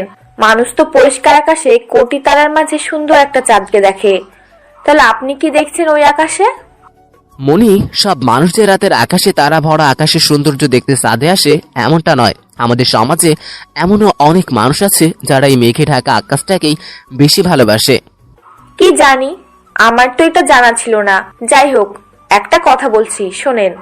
ধরুন আপনি কাউকে ভালোবাসলেন, প্রথমে মনে হলো তাকে ছাড়া আপনি অসম্পূর্ণ, কিন্তু কিছুদিন পর হঠাৎ আপনার জীবনে এমন কেউ এলো, তখন আপনার মনে হলো আপনি যাকে ভালোবাসেন তার ভিতর নতুন অতিথিও তুলনায় সৌন্দর্য বা অন্য কিছু কম আছে, তখন আপনি কি করবেন? যদি মন থেকে কাউকে ভালোবাসা যায় তাহলে আর ভিতরে কোনো কমতিই আপনার কাছে কিছুই মনে হবে না। আর যদি তার সৌন্দর্য দেখে আপনি ভালোবাসেন তাহলে তা আপনার কাছে ভালোবাসা নয়। আর ভালোবাসা তো সেটাই যেখানে সৌন্দর্য উঁচু নিচু নেই, যেখানে আছে শুধু মনের মিলন। আর এখন যদি আপনি আমার কথা বলেন তাহলে আমি বলবো আমি আমার জীবনে একজনকেই ভালোবাসি, আর সে আমার কাছে সবার থেকে আলাদা, যার দুনিয়া জুড়ে আমি ছিলাম আর আমার দুনিয়া ছিল সে। তারপর ছাদ থেকে নিচে নেমে আসি। এভাবে দেখতে দেখতে প্রায় আরো 2 মাস কেটে যায়। মনি মেয়েটার সাথে আমার ভালোই বন্ধুত্ব হয়েছে, আর মীরাও এখন আমার সাথে খারাপ ব্যবহার করে না। তবে ইদানিং দেখছি মনি মেয়েটা আমার সাথে ক্লোজ হওয়ার চেষ্টা করছে, কথায় কথায় গায়ে ঢলে পড়ে, আবার মীরার অনুপস্থিতিতে হঠাৎ করে জড়িয়ে ধরে চুমু দিয়ে পালিয়ে যায়। তো একদিন সকালে ঘুম থেকে উঠে দেখি মীরা মুস্কি হাসতে হাসতে বাথরুম থেকে বের হচ্ছে। তাই জিজ্ঞেস করলাম, কি ব্যাপার, পাগল হলেন নাকি? আজকে আপনাকে এত হাসি খুশি লাগছে যে? হঠাৎ তখনই মীরা আমার দিকে তাকিয়ে আমার কথার কোনো জবাব না দিয়ে মুখ কালো করে চলে গেল। এটা কি হলো কিছুই বুঝলাম না। যাক, আমিও বিছানা থেকে উঠে ফ্রেশ হতে যাই। ফ্রেশ হয়ে বাইরে যেতেই শুনতে পাই মীরা মনিকে বলছে, দোস্ত, আমি আজকে আমার বাবার বাড়িতে যাব, কালকে আসবো। তুই একটু তোর দোলা ভাইকে দেখে রাখিস, কেমন? তুই না বললেও দেখে রাখতাম, আর এখন যেহেতু তুই বললি তখন তোর বরকে আমি আরো স্পেশাল ভাবেই রাখবো। আচ্ছা মীরা, তুই না বলেছিলি তোর মা বাবা তোকে বাড়িতে যেতে মানা করেছে? হ্যাঁ, তা বলেছিলাম, কিন্তু এখন যেতে বলেছে। আর কালকে আমি ওকে একটা সারপ্রাইজ দিতে চাই। আচ্ছা, তোরা থাক। তারপর কথাগুলো বলে মীরা চলে যায়, আর আমি খাবার টেবিলে যেতেই মনিও খাবার খেতে এলো। তারপর দুজন খাবার খেয়ে দিনটা গল্প করে কাটিয়ে দিলাম। তারপর আমি রাতে খাবার খেয়ে রুমে গিয়ে মোবাইলটা হাতে নিয়ে একটু ফেসবুকে ঢুকলাম। তখন মনি এলো। এই নাও দুলা ভাই, ফলের জুসটা খেয়ে নাও। আমি জুস খাই না। থাক, খেতে হবে না। আমি কত কষ্ট করে জুসটা তোমার জন্য বানিয়ে আনলাম, যখন জুসটা খাবে না তাহলে কি আর করা, এটা ফেলে দিই। থাক, ফেলে দিতে হবে না, আমাকে গ্লাসটা দেও বলে মনির দিকে তাকাতেই আমার চোখ আটকে গেল ওর দিকে। মনিকে আজ লাল শাড়িতে যা লাগছে না, অসম্ভব রকমের সুন্দর লাগছে। আমার তাকানো দেখে মনি লজ্জা পেয়ে বলল, এভাবে কি দেখছো? কালকের পর থেকে তো আমাকে আরো কাছ থেকে দেখতে পারবে। মানে? কিছু না, জুসটা খাও। তখন আমি কিছু না বলে জুসের গ্লাসটা হাতে নিয়ে একটু একটু জুসের গ্লাসে চুমুক দিচ্ছি, আর মনি আমার পাশে বসে আমার সাথে গল্প করছে। জুসের গ্লাস শেষ হওয়ার পর হঠাৎ করেই মাথাটা চক্কর দিয়ে উঠল, সেই সাথে ভিতরের পশুটাও জেগে উঠেছে। চারপাশটা কেমন যেন ঘোলাটে দেখছি। হঠাৎ কেন জানি মনে হলো আমার পাশে নীলা লাল শাড়ি পরে আমাকে ওর কাছে রাখছে। আমি ওকে জড়িয়ে ধরে বিছানায় চাদরের আড়াল হয়ে গেলাম। পরের দিন কারো চিৎকারে আমার ঘুম ভেঙে যায়। আমি দরজার দিকে তাকাতেই দেখি যে মীরা কাঁদতে কাঁদতে রুম থেকে বের হয়ে গেল। আমি মনিকে বুকের উপর থেকে সরিয়ে কাপড় ঠিক করে রুমের বাইরে আসতেই কে যেন মাথায় একটা খুব জোরে বাড়ি দিল, আর আমি সাথে সাথেই মাটিতে পড়ে যাই। চোখের সামনে ঝাপসা ঝাপসা কি যেন দেখতে পাচ্ছি। আব্বুর মতো কেউ লাঠি হাতে নিয়ে দাঁড়িয়ে আছে আর কিছু একটা বলছে।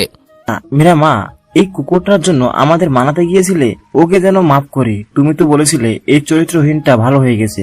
একটা কথা কি জানিস, কুকুরের যতই সোজা করতে চাস না কেন, তা বাঁকাই থাকবে। শুধুমাত্র তোর কথা আর তোর পেটের বাচ্চার কথা ভেবে ওকে মাফ করতে চেয়েছিলাম। এখন তো ওকে। কথাটা বলেই কাব্যর বাবা কাব্যকে মারতে শুরু করলো। মারের চোটে কাব্যর গা ফেটে রক্ত বের হয়েছে। কাব্যর মার দেখে মীরা খুব কাছে। এদিকে কেউ কাব্যর বাবাকে আটকাতেও পারছে না। কাব্যকে মারতে মারতে যখন হাতে লাঠি ভেঙে যায় তখন তিনি বলেন, এই সবাই গিয়ে গাড়িতে উঠে পড়ো। আর একটা কথা, কেউ যদি এই জানোয়ারটাকে হাসপাতালে নেওয়ার চেষ্টা করো তাহলে তার যে কি হাল করব তা বুঝতেই পারছো। আর মা, তুমিও আমাদের সাথে চলো। বলেই তিনি বাড়ি থেকে বের হয়ে গেলেন। তার পিছন পিছন সবাই বের হয়ে যায়। সবাই বের হতেই মনি রুম থেকে বের হয়ে মীরার দিকে তাকিয়ে একটা মুচকি হাসি দিয়ে চলে যায়। আর মনির পেছন পেছন মীরাও চলে যায়। শুধু পেছন ফেলে যায় কাব্যর রক্তাক্ত দেহ। তারপরে 7 বছর পর। মনি, এই মনি, কোথায় তুমি? দেখে যাও তোমার পাজি ছেলে আমার জামা কাপড়ে কি অবস্থা করেছে। এই একদম আমার আব্বু সোনাকে পাজি বলবে না, বলে দিচ্ছি। আর তোমার জামা কাপড় নষ্ট করেছে, বেশ করেছে। কি বেশ করেছে, দাঁড়াও দেখাচ্ছি বলে মনিকে বুকের ভিতরে টেনে নিলাম। এটা কি হলো? তুমি আমার কাপড়টা নষ্ট করে দিলে কেন? বেশ করেছিস, কি করবে তুমি? হ্যাঁ মণিমা, কোথায় তোরা? নিচে গাড়ি অপেক্ষা করছে। এই ছাড়ো, বাবা ডাকছে। তাড়াতাড়ি গোসল করে বের হও, আমাদের যেতে হবে তো, নাকি? তারপর রানা মনিকে ছেড়ে গোসল করতে চলে যায়। আর রানার গোসল হলে মনিও গোসল করে নেয়। আচ্ছা, ওরা তৈরি হোক। এ সুযোগে সামান্য একটু পরিচয় দেই আপনাদের। মনিকে আপনারা আগে থেকে চেনেন, আর রানা সে হয়তো বুঝতেই পারছেন। রানা মনির বর। আজ 6 বছর হলো ওদের বিয়ে হয়েছে। মনির কিছু শারীরিক সমস্যার কারণে এত বছর পর ওরা সন্তান নিয়েছে। ওদের ছেলে রোহানের বয়স এখন 3 মাস। আর আজকে ওরা চট্টগ্রাম থেকে চলে আসছে ঢাকায়। যদিও মনি যেতে চায় না অতিথির কথা ভেবে, কারণ মনির একটাই ভয়, যদি ওখানে এলে ও সবকিছু হারিয়ে যায়। তারপর ওরা দুইজন রেডি হয়ে মনির বাবার কাছে আসে। বাবা ঢাকায়, ওর না গেলে হয় না? মা, তোর বরকে কি আমি একাই পাঠাচ্ছি? তুই তো ওর সাথে যাচ্ছিস, তাহলে এত চিন্তা কি? ভয় করছে বাবা, যদি ওখানে গিয়ে সবকিছু হারিয়ে ফেলি। কি হারিয়ে ফেলার ভয় করছো শুনি? কই কিছু না তো। আচ্ছা মনি, তুমি আমাকে একটা কথা বলবে?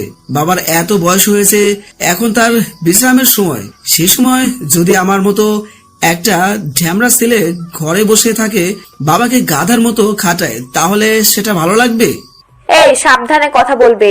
আমার বুড়ো ছেলেটাকে আর একবার গাধা বললে তোমার মাথা ফাটাবো। মা, তুই এটা কি করছিস? জামাইকে ছেড়ে দে। আব্বু, আমরা তাহলে আসি। নিজের খেয়াল রাখবে। আমরা খুব তাড়াতাড়ি ফিরে আসবো। প্রায় 4.5 ঘন্টা পর ঢাকায় আসলাম। ঢাকায় একটা বড় শপিং মলের সামনে আসতে ড্রাইভারকে বললাম ড্রাইভার গাড়িটা শপিং মলের কাছে পার্ক করেন। তারপর গাড়ি থেকে নেমে গেলাম। কি হলো, এখানে নামলে কিছু নেবে কি? হ্যাঁ, বাবুর জন্য কিছু কাপড় নিব। আচ্ছা ঠিক আছে, চলো। তারপর আমরা মলের ভিতরে ঢুকে পড়ি। মনি, তুমি বাবার জন্য কাপড় দেখো, আর আমি একটু মলটা ঘুরে আসি। ঠিক আছে, বেশি দেরি করবে না কিন্তু। ওকে সুইটহার্ট। তারপর আমি মলটা ঘুরে দেখছি। ঠিক তখনই পিছন থেকে কে যেন আমার হাত টেনে ধরলো। আমি পিছনে ঘুরে দেখি একটা 6 বছর বয়সে হবে একটা মেয়ে। কিছু বলবে মা? আঙ্কেল জুসের বোতলের ককটা খুলে দিবে, আমি না খুলতে পারছি না। ঠিক আছে, দাও, জুসের বোতলের মুখটা খুলে দেই। তা মামনি, তুমি একা কেন? তোমার মা বাবা কোথায়? তোমার এভাবে একা একা ঘোরা ঠিক নয়। আমার আব্বু নেই। আম্মু বলেছিল যে আব্বু নাকি অনেকদিন আগেই ওই আকাশের তারা হয়ে গেছে, তাই আমার সাথে আসতে পারে নাই, তাই আম্মুর সাথে এসেছি। সরি মামুনি, আমি বুঝতে পারিনি। তা মামুনি, তোমার নাম কি?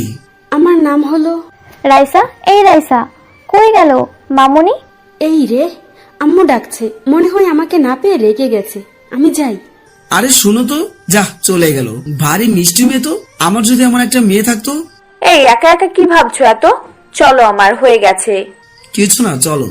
তা আমার আম্মুটা তো খুললে হবে, বাড়িতেও তো যেতে হবে। হ্যাঁ চলো, তবে বাড়িতে গিয়ে আমাকে কিন্তু চিংড়ি মাছ রান্না করে খাওয়াবে। চিংড়ি মাছের কথাগুলো শুনে মীরার মনটা খারাপ হয়ে গেল, কারণ কাব্য যে চিংড়ি মাছ খেতে খুব পছন্দ করে। ছোটবেলায় নাকি কাঁচা চিংড়ি মাছ অনেকবার খেয়েছিল, সে কাব্যর আম্মুর কাছে শুনেছে। তারপরে মীরা আবার তার মেয়ের রাইসার কথার উত্তর দিয়ে বলল, ঠিক আছে মা, খেও, এবার তো চলো। তারপর মীরা রাইসাকে নিয়ে মলের বাইরে আসতেই দেখে যে কাব্যর মতো কেউ গাড়িতে চলে যাচ্ছে। মীরা হঠাৎ কাব্যকে জীবিত দেখে মীরার পৃথিবীটা যেন থমকে গেল। মীরা ভাবলো, এটা কি করে সম্ভব? মরা মানুষ কি করে জীবিত হতে পারে? গাড়ি মীরার দৃষ্টির আড়াল হওয়ার আগেই মীরা একটা অটোতে উঠে পড়ে আর গাড়িটাকে ফলো করতে থাকে। একসময় গাড়িটা একটা বাড়ির ভেতরে চলে যায়, আর এটাই হলো মনির বাড়ি। মীরা ভাবছে, তাহলে মনি ফিরে এসেছে। মীরা মনির বাড়ির কাছে এসে অটোর ভাড়া মিলিয়ে মনিদের বাড়িতে ঢুকে পড়ে, আর চুপি চুপি জানালা দিয়ে ভেতরে তাকাতেই মীরার পৃথিবী যেন থমকে গেল। এ কি দেখছে সে? এটা দেখার আগে ওর মৃত্যু হলো না কেন? কারণ মীরা ভেতরে তাকাতেই দেখে যে মনি কাব্যকে কিস করছে। তারপর কিছুক্ষণ পর মীরার কানে একটা বাচ্চার কান্না এলো। রানা, আমাকে এবার তো একটু ছাড়ো, বাবু কাঁদতেছে। তারপর মনি ভেতরে যেতে মীরা কলিং বেল দেয়। মনি মনি মনি বলছে, এ সময় আবার কে বাড়িতে আসলো? মনি দরজা খুলতে দেখে একটা মেয়ে দাঁড়িয়ে কাঁদতেছে। তারপরে রানা বলল, আপনি কি আপু? আপনাকে তো ঠিক চিনতে পারলাম না। কাব্য মীরাকে আপু বলে ডাকায় অবাক হয়ে যায়। মীরা তার থেকে বেশি অবাক হয়ে গেল এটা শুনে যে সে নাকি তার বউকে চিনতে পারছে না। তারপরে ভেতর থেকে মনি বলল, এই বাবুর আব্বু, বাড়িতে কে এসেছে? একটা আপু এসেছে, চিনে না তো? ঠিক আছে, তুমি ভিতরে এসে বাবুর পাশে বসো, আমি দেখছি। তারপর মনি বাহিরে আসে আর কাব্য ভেতরে ছেলের কাছে চলে যায়। এদিকে মনি বাহিরে আসতে দেখে মীরা দরজার কাছে দাঁড়িয়ে আছে। এই কি, তুই এখানে? হ্যাঁ আমি। আর ভিতরে যে গেল, ও আমার কাব্য, তাই না? কি কি বলছিস তুই এসব পাগলের মতো? আমার বর কেন তোর কাব্য হতে যাবে? তুই তো নিজের হাতে নিজের বরকে আগুনে পুড়ে মেরে ফেলেছিস, তাই না? তাহলে তুই কেন বলতেছিস এসব? না, ওকে আমি মারিনি। তুই আমার কাছ থেকে ওকে আলাদা করতে তুই নিশ্চয়ই কোনো চাল চেলেছিস, যার কারণেও আমাকে চিনতে পারছে না। রানা, আমি 5-10 মিনিটের জন্য একটু বাইরে যাচ্ছি, তুমি বাবুকে একটু দেখে রাখো। তারপর মনি মীরার হাত ধরে ওদের বাড়ির বাহিরে এসে বলে, হ্যাঁ, তুই ঠিক বলেছিস, আমি ওর সাথে এমন কিছুই করেছি। কি করেছি জানিস? শোন তাহলে, তোর কাব্যর পুরাতন সব স্মৃতি আমি নষ্ট করে দিয়েছি, বুঝতে পারছিস? ওর সব স্মৃতি আমি একদম নষ্ট করে দিয়েছি। ওর পরিবার, তুই এবং তোদের সবাইকে ভুলে গেছে। এমনকি ও এটাও আদৌ জানে না ওর নাম রানা নয়, ওর নাম কাব্য। আমি ওকে সবকিছু ভুলিয়ে ওকে এক নতুন জন্ম এবং নতুন এক পৃথিবী দিয়েছি, যার সবটা জুড়েই আমি, শুধুই আমিই আছি। কিন্তু আফসোস, আমার শুধু ওর মন থেকে একটা জিনিস মুছতে পারিনি। জানি না প্রত্যেক রাতে কে ওর স্বপ্নে এসে গান গায়, যাকে আমি মুছে দিতে পারছি না। আর হ্যাঁ, তুই ওকে দেখে এত অবাক হচ্ছিস কেন আর নিজে বড়বড় করছিস কেন? তুই তো ওকে দেখতেই পারতি না, আমাকে সব সময় বলতি ও তোর বোনের খুনি। তাহলে আজ ওর প্রতি এত দরদ উঠলে উঠছে কেন তোর? মনি দেখ, আমি সত্যটা জেনে ওর সাথে অনেক বড় অন্যায় করে ফেলেছি। তুই প্লিজ ওকে আমার কাছে ফিরিয়ে দে।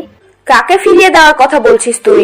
যাকে তুই তার পরিবারের কাছে খারাপ বানাতে আর মেরে ফেলতে মিথ্যা কথা বলে আমার সাহায্য নিয়েছিলি। এটা তোর ভাগ্য ছিল যে সেই রাতে যখন নেশার ঘরে ও আমার সাথে সহবাস করেছিল, প্রথমে তো আমি ভেবেছিলাম ওকে মেরে ফেলবো তোর কথা মতো, কিন্তু পারি নাই। কেন জানিস? তুই যেদিন ওর ছবিটা আমাকে দেখিয়েছিলি, তখন সেদিন আমার ওকে অনেক ভালো লেগে যায়। তাই তোর কথা মতো এখানে আসি এবং প্রথমে তোর কথা মতো ওর সাথে বন্ধুত্ব করি, আর তাতেই জানতে পারি ও আর যাই করুক কাউকে ঠকাতে পারে না।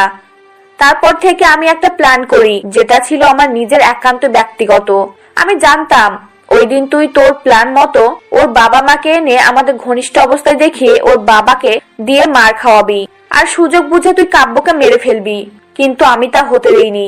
তুই ওখান থেকে বের হওয়ার পর আমাকে বলেছিলি আমি যেন ওই বাড়িতে আগুন লাগিয়ে দিই। হ্যাঁ, আমিও সেই দিন ওই বাড়িতে আগুন লাগিয়ে দিয়েছিলাম। তবে তার আগে কাব্যকে ওখান থেকে সরিয়ে দিয়েছিলাম আর আমার প্ল্যান মতো ওকে তোদের কাছে মৃত বানিয়ে দিলাম। তারপর কাব্যকে নিয়ে আমি চট্টগ্রাম চলে যাই আর চিকিৎসা করাই।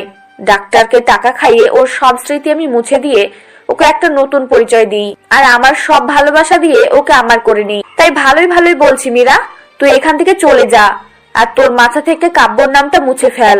আর আজকের পর তোকে আমার রানা মানে তোর কাব্যর আশেপাশেও যেন না দেখি।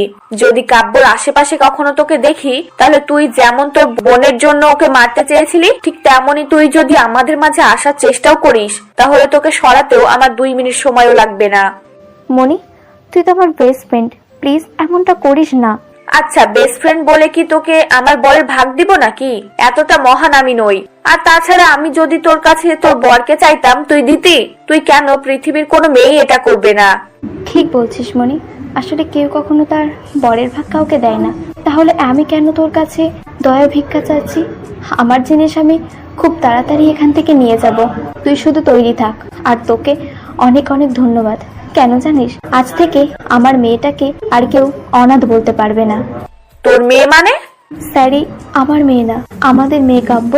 আর আমার মেয়ে শুধু আমার একটা ভুলের কারণে এতদিন বাবার আদর পায়নি, আর এখন খুব তাড়াতাড়ি সেটা পেতে চলেছে। আসি কেমন? তবে একটা কথা কি জানিস মনি, আমাদের জীবন এমন কেউ আছে যাকে আমরা যতই চেষ্টা করি না কেন ভুলতে পারি না, যেমনটা কাব্য ভুলতে পারি নাই। তুই হয়তো কাব্যের সব স্মৃতি থেকে আমাকে এবং আমার পরিবারের সবার কথা মুছে দিতে পেরেছিস, কিন্তু তাকে ভুলিয়ে দিতে পারিসনি যে কাব্যর জন্য স্পেশাল। কাব্য আজও তাকে ভুলতে পারেনি, আর যে আজও কাব্যের ভিতরে বেঁচে আছে। এদিকে মীরার মুখে এমন কথা শুনে মনি খুব ভয় পেয়ে গেল আর বলল, তুই কার কথা বলছিস মীরা? সেটা সময় আসলেই তুই জানতে পারবি। বলে মীরা ওখান থেকে চলে যায়। আর এদিকে মনি হঠাৎ কিছু হারিয়ে ফেলার ভয়ে বাড়ির ভিতরে দৌড়ে গিয়ে কাব্যকে শক্ত করে জড়িয়ে ধরে, এমন ভাবে জড়িয়ে ধরে যেন কাব্যকে ছেড়ে দিলে কাব্য হারিয়ে যাবে। এদিকে মীরা এখান থেকে সরাসরি ওর মেয়েকে নিয়ে কাব্যদের বাড়িতে চলে যায় আর সবাইকে বলে দেয় যে কাব্য এখনো বেঁচে আছে। কি বললি মা তুই? আমার ছেলে বেঁচে আছে? তুই একবার আমাকে ওর কাছে নিয়ে চল, কতদিন ছেলেটাকে দেখি না, আজকে ওকে প্রাণ ভরে দেখবো। মা প্লিজ আমাকে একটাবার নিয়ে চল।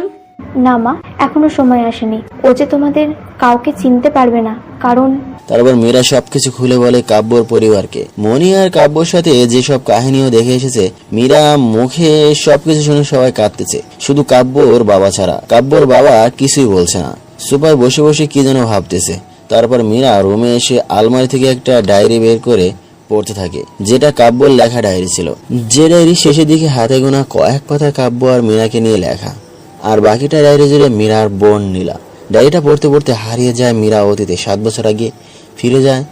তারপর সেদিন কাব্যকে ওই বাড়িতে রেখে এসে খুব খুশি খুশি লাগছে, কারণ আজ আমার বোনের হত্যার প্রতিশোধ আমি নিতে পেরেছি।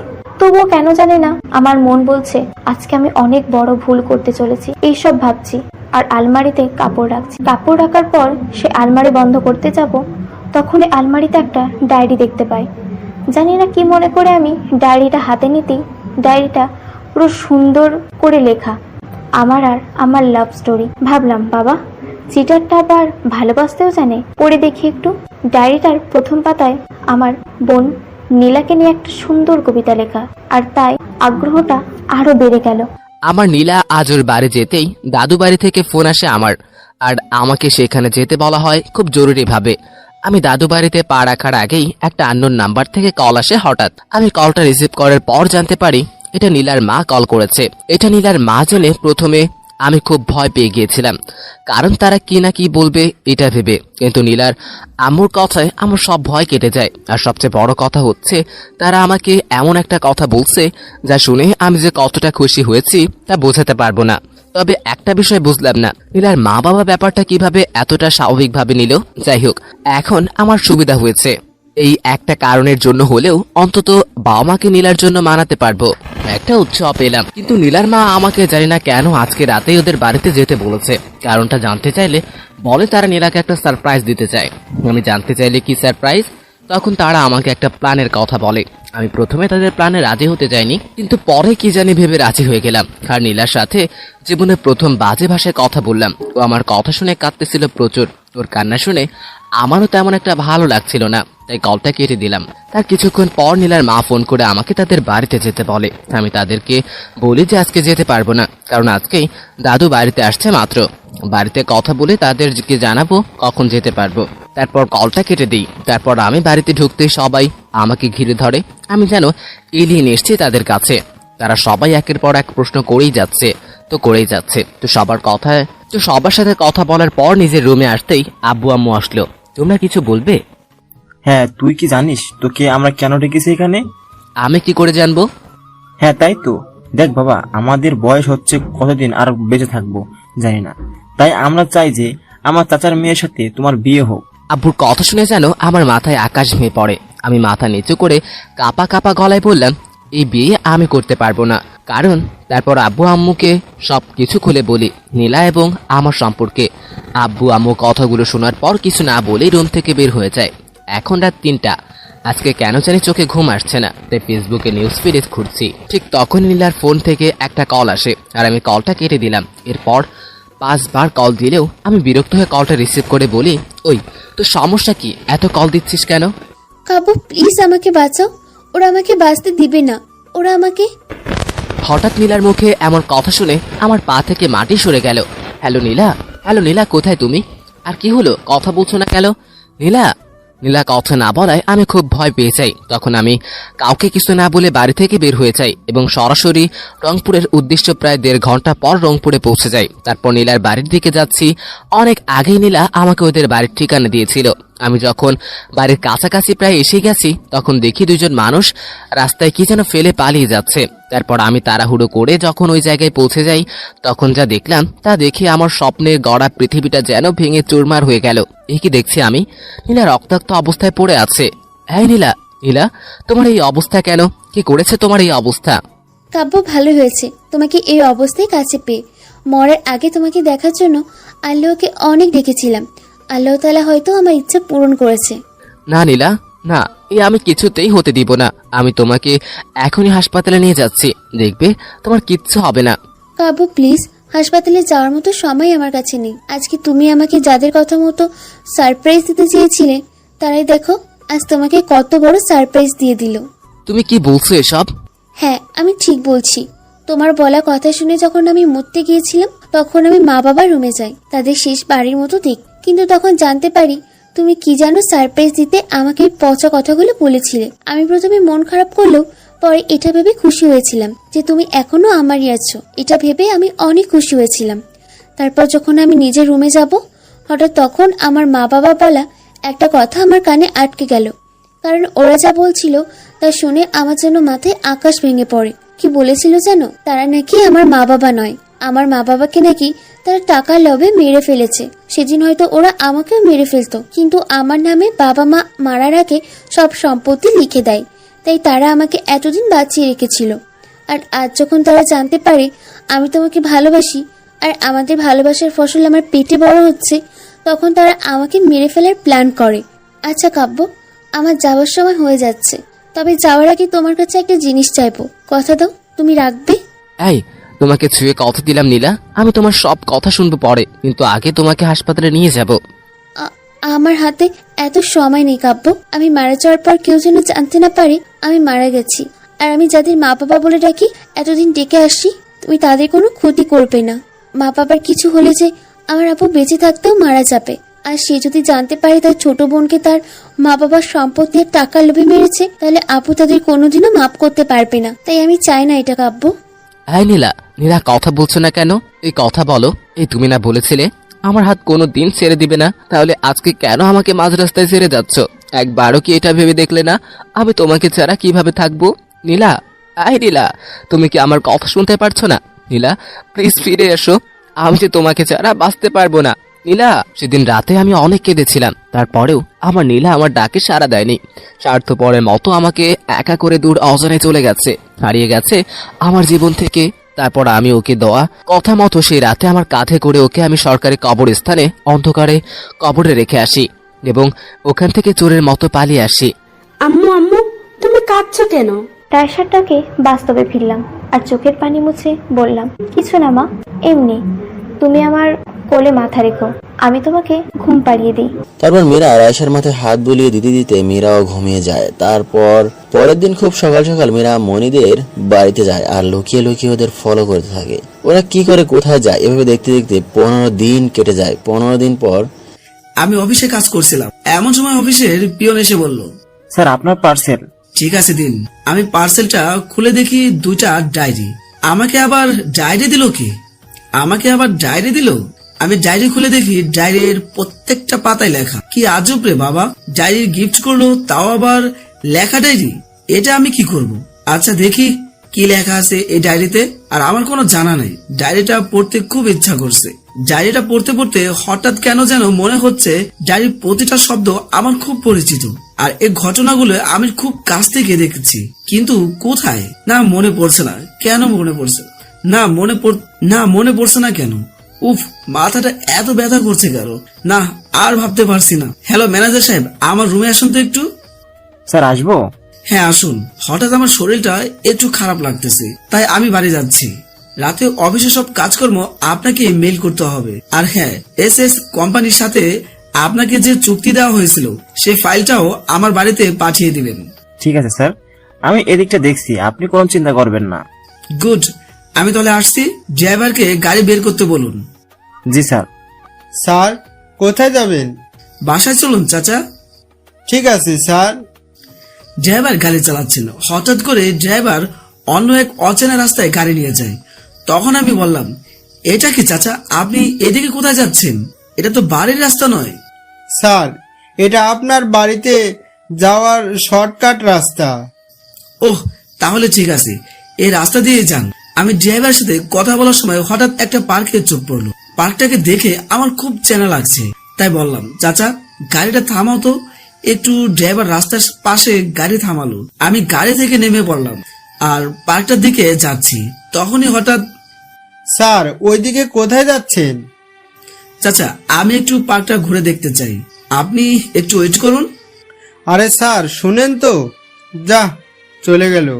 বলতেই পারলাম না যে এই পার্কটা অনেক দিন থেকেই বন্ধ। এদিকে আমি পার্কের কাছে আসতেই দেখি পার্কের মেইন গেটে তালা ঝুলছে, কিন্তু ভিতরে নীল জামা পরা একটা মেয়ে দেখছি। এই মেয়ে কিভাবে ভিতরে গেল? এমন সময় হঠাৎ কে যেন আমার কাঁধে হাত রাখে। আমি চমকে গিয়ে পিছনে ঘুরে দেখি প্রায় 70 থেকে 80 বছরের একজন বৃদ্ধ লোক দাঁড়িয়ে আছে। তখনই আমি বললাম, কিছু বলবেন চাচা? তুমি কে বাবা? তোমাকে তো আগে কখনো দেখি নাই, এখানে কি করছো? আসলে আমার চাচার নাম রানা আহমেদ। তা চাচা আপনি কে, আর পার্কে তালা দেওয়া কেন? আমি এখানে দাঁড়ানোর কাজ করি। ওহ তাই তো চাচা, আমার একটা উপকার করুন না, তালাটা একটু খুলে দেন, আমি একটু ভিতরে জায়গা ঘুরে দেখতাম। না বাবা, আমি এটা করতে পারবো না। আজ থেকে প্রায় 4 বছর আগে কয়েকজন ছেলে একটা মেয়েকে রেপ করে এখানে মেরে ফেলে যায়, তাই সরকারি লোক এটাকে বন্ধ করে দেয়। এখন যদি তোমাকে ঢুকতে দেই তাহলে আমার চাকরি চলে যাবে, আর আমি এই বুড়ো বয়সে কোথায় চাকরি পাবো বলো? লোকটার কথা শুনে মনটা খারাপ হয়ে গেল, তাই কিছু না বলে সেখান থেকে চলে আসবো। তখনই, বাবা একটু শোনো তো, তুমি কি এর আগেও এখানে আসতে? কেন জানি না তোমাকে খুব পরিচিত মনে হচ্ছে। না চাচা, আমি তো এখানে নতুন, আর আপনি তো অন্য কারোর সাথে আমাকে গুলিয়ে ফেলছেন। তাই হবে হয়তো, বয়স হয়েছে তো। কিন্তু তোমার মতো একটা ছেলে কয়েক বছর আগে এখানে রোজ আসতো। ছেলেটার সাথে একটা গোলগাল চেহারা মেয়েও আসতো। কি যেন নাম ছিল মেয়েটা, ঠিক মনে পড়ছে না। ও হ্যাঁ, নামটা নীলিমা, না হয় নীলা ছিল। নীলার নামটা শুনে জানি না খুব পরিচিত মনে হলো।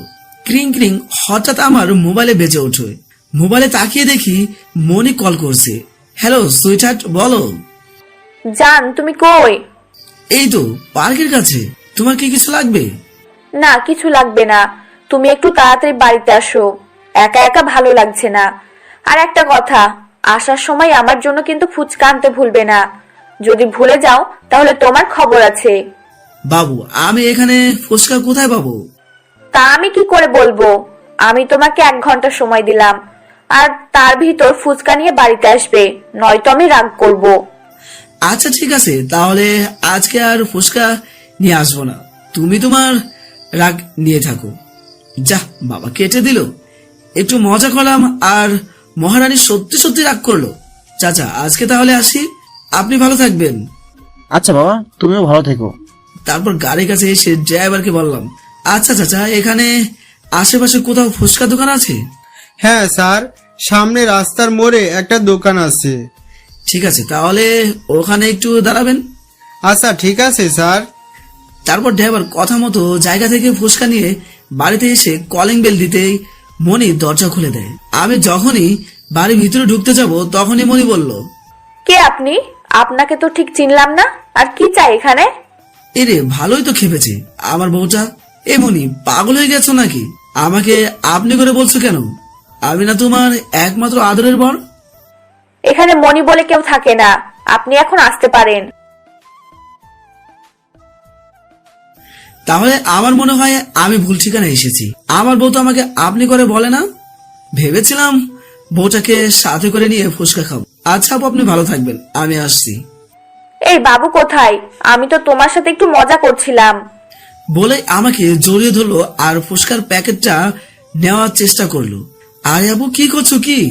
আমাকে আপনি জড়িয়ে ধরছেন কেন? আর আমার বউয়ের জন্য আনা ফুচকা চুরি থুকু ডাকাতি করছেন কেন? এই কে তোমার আপু? হ্যাঁ, আর আমি তোমার একমাত্র বউ না?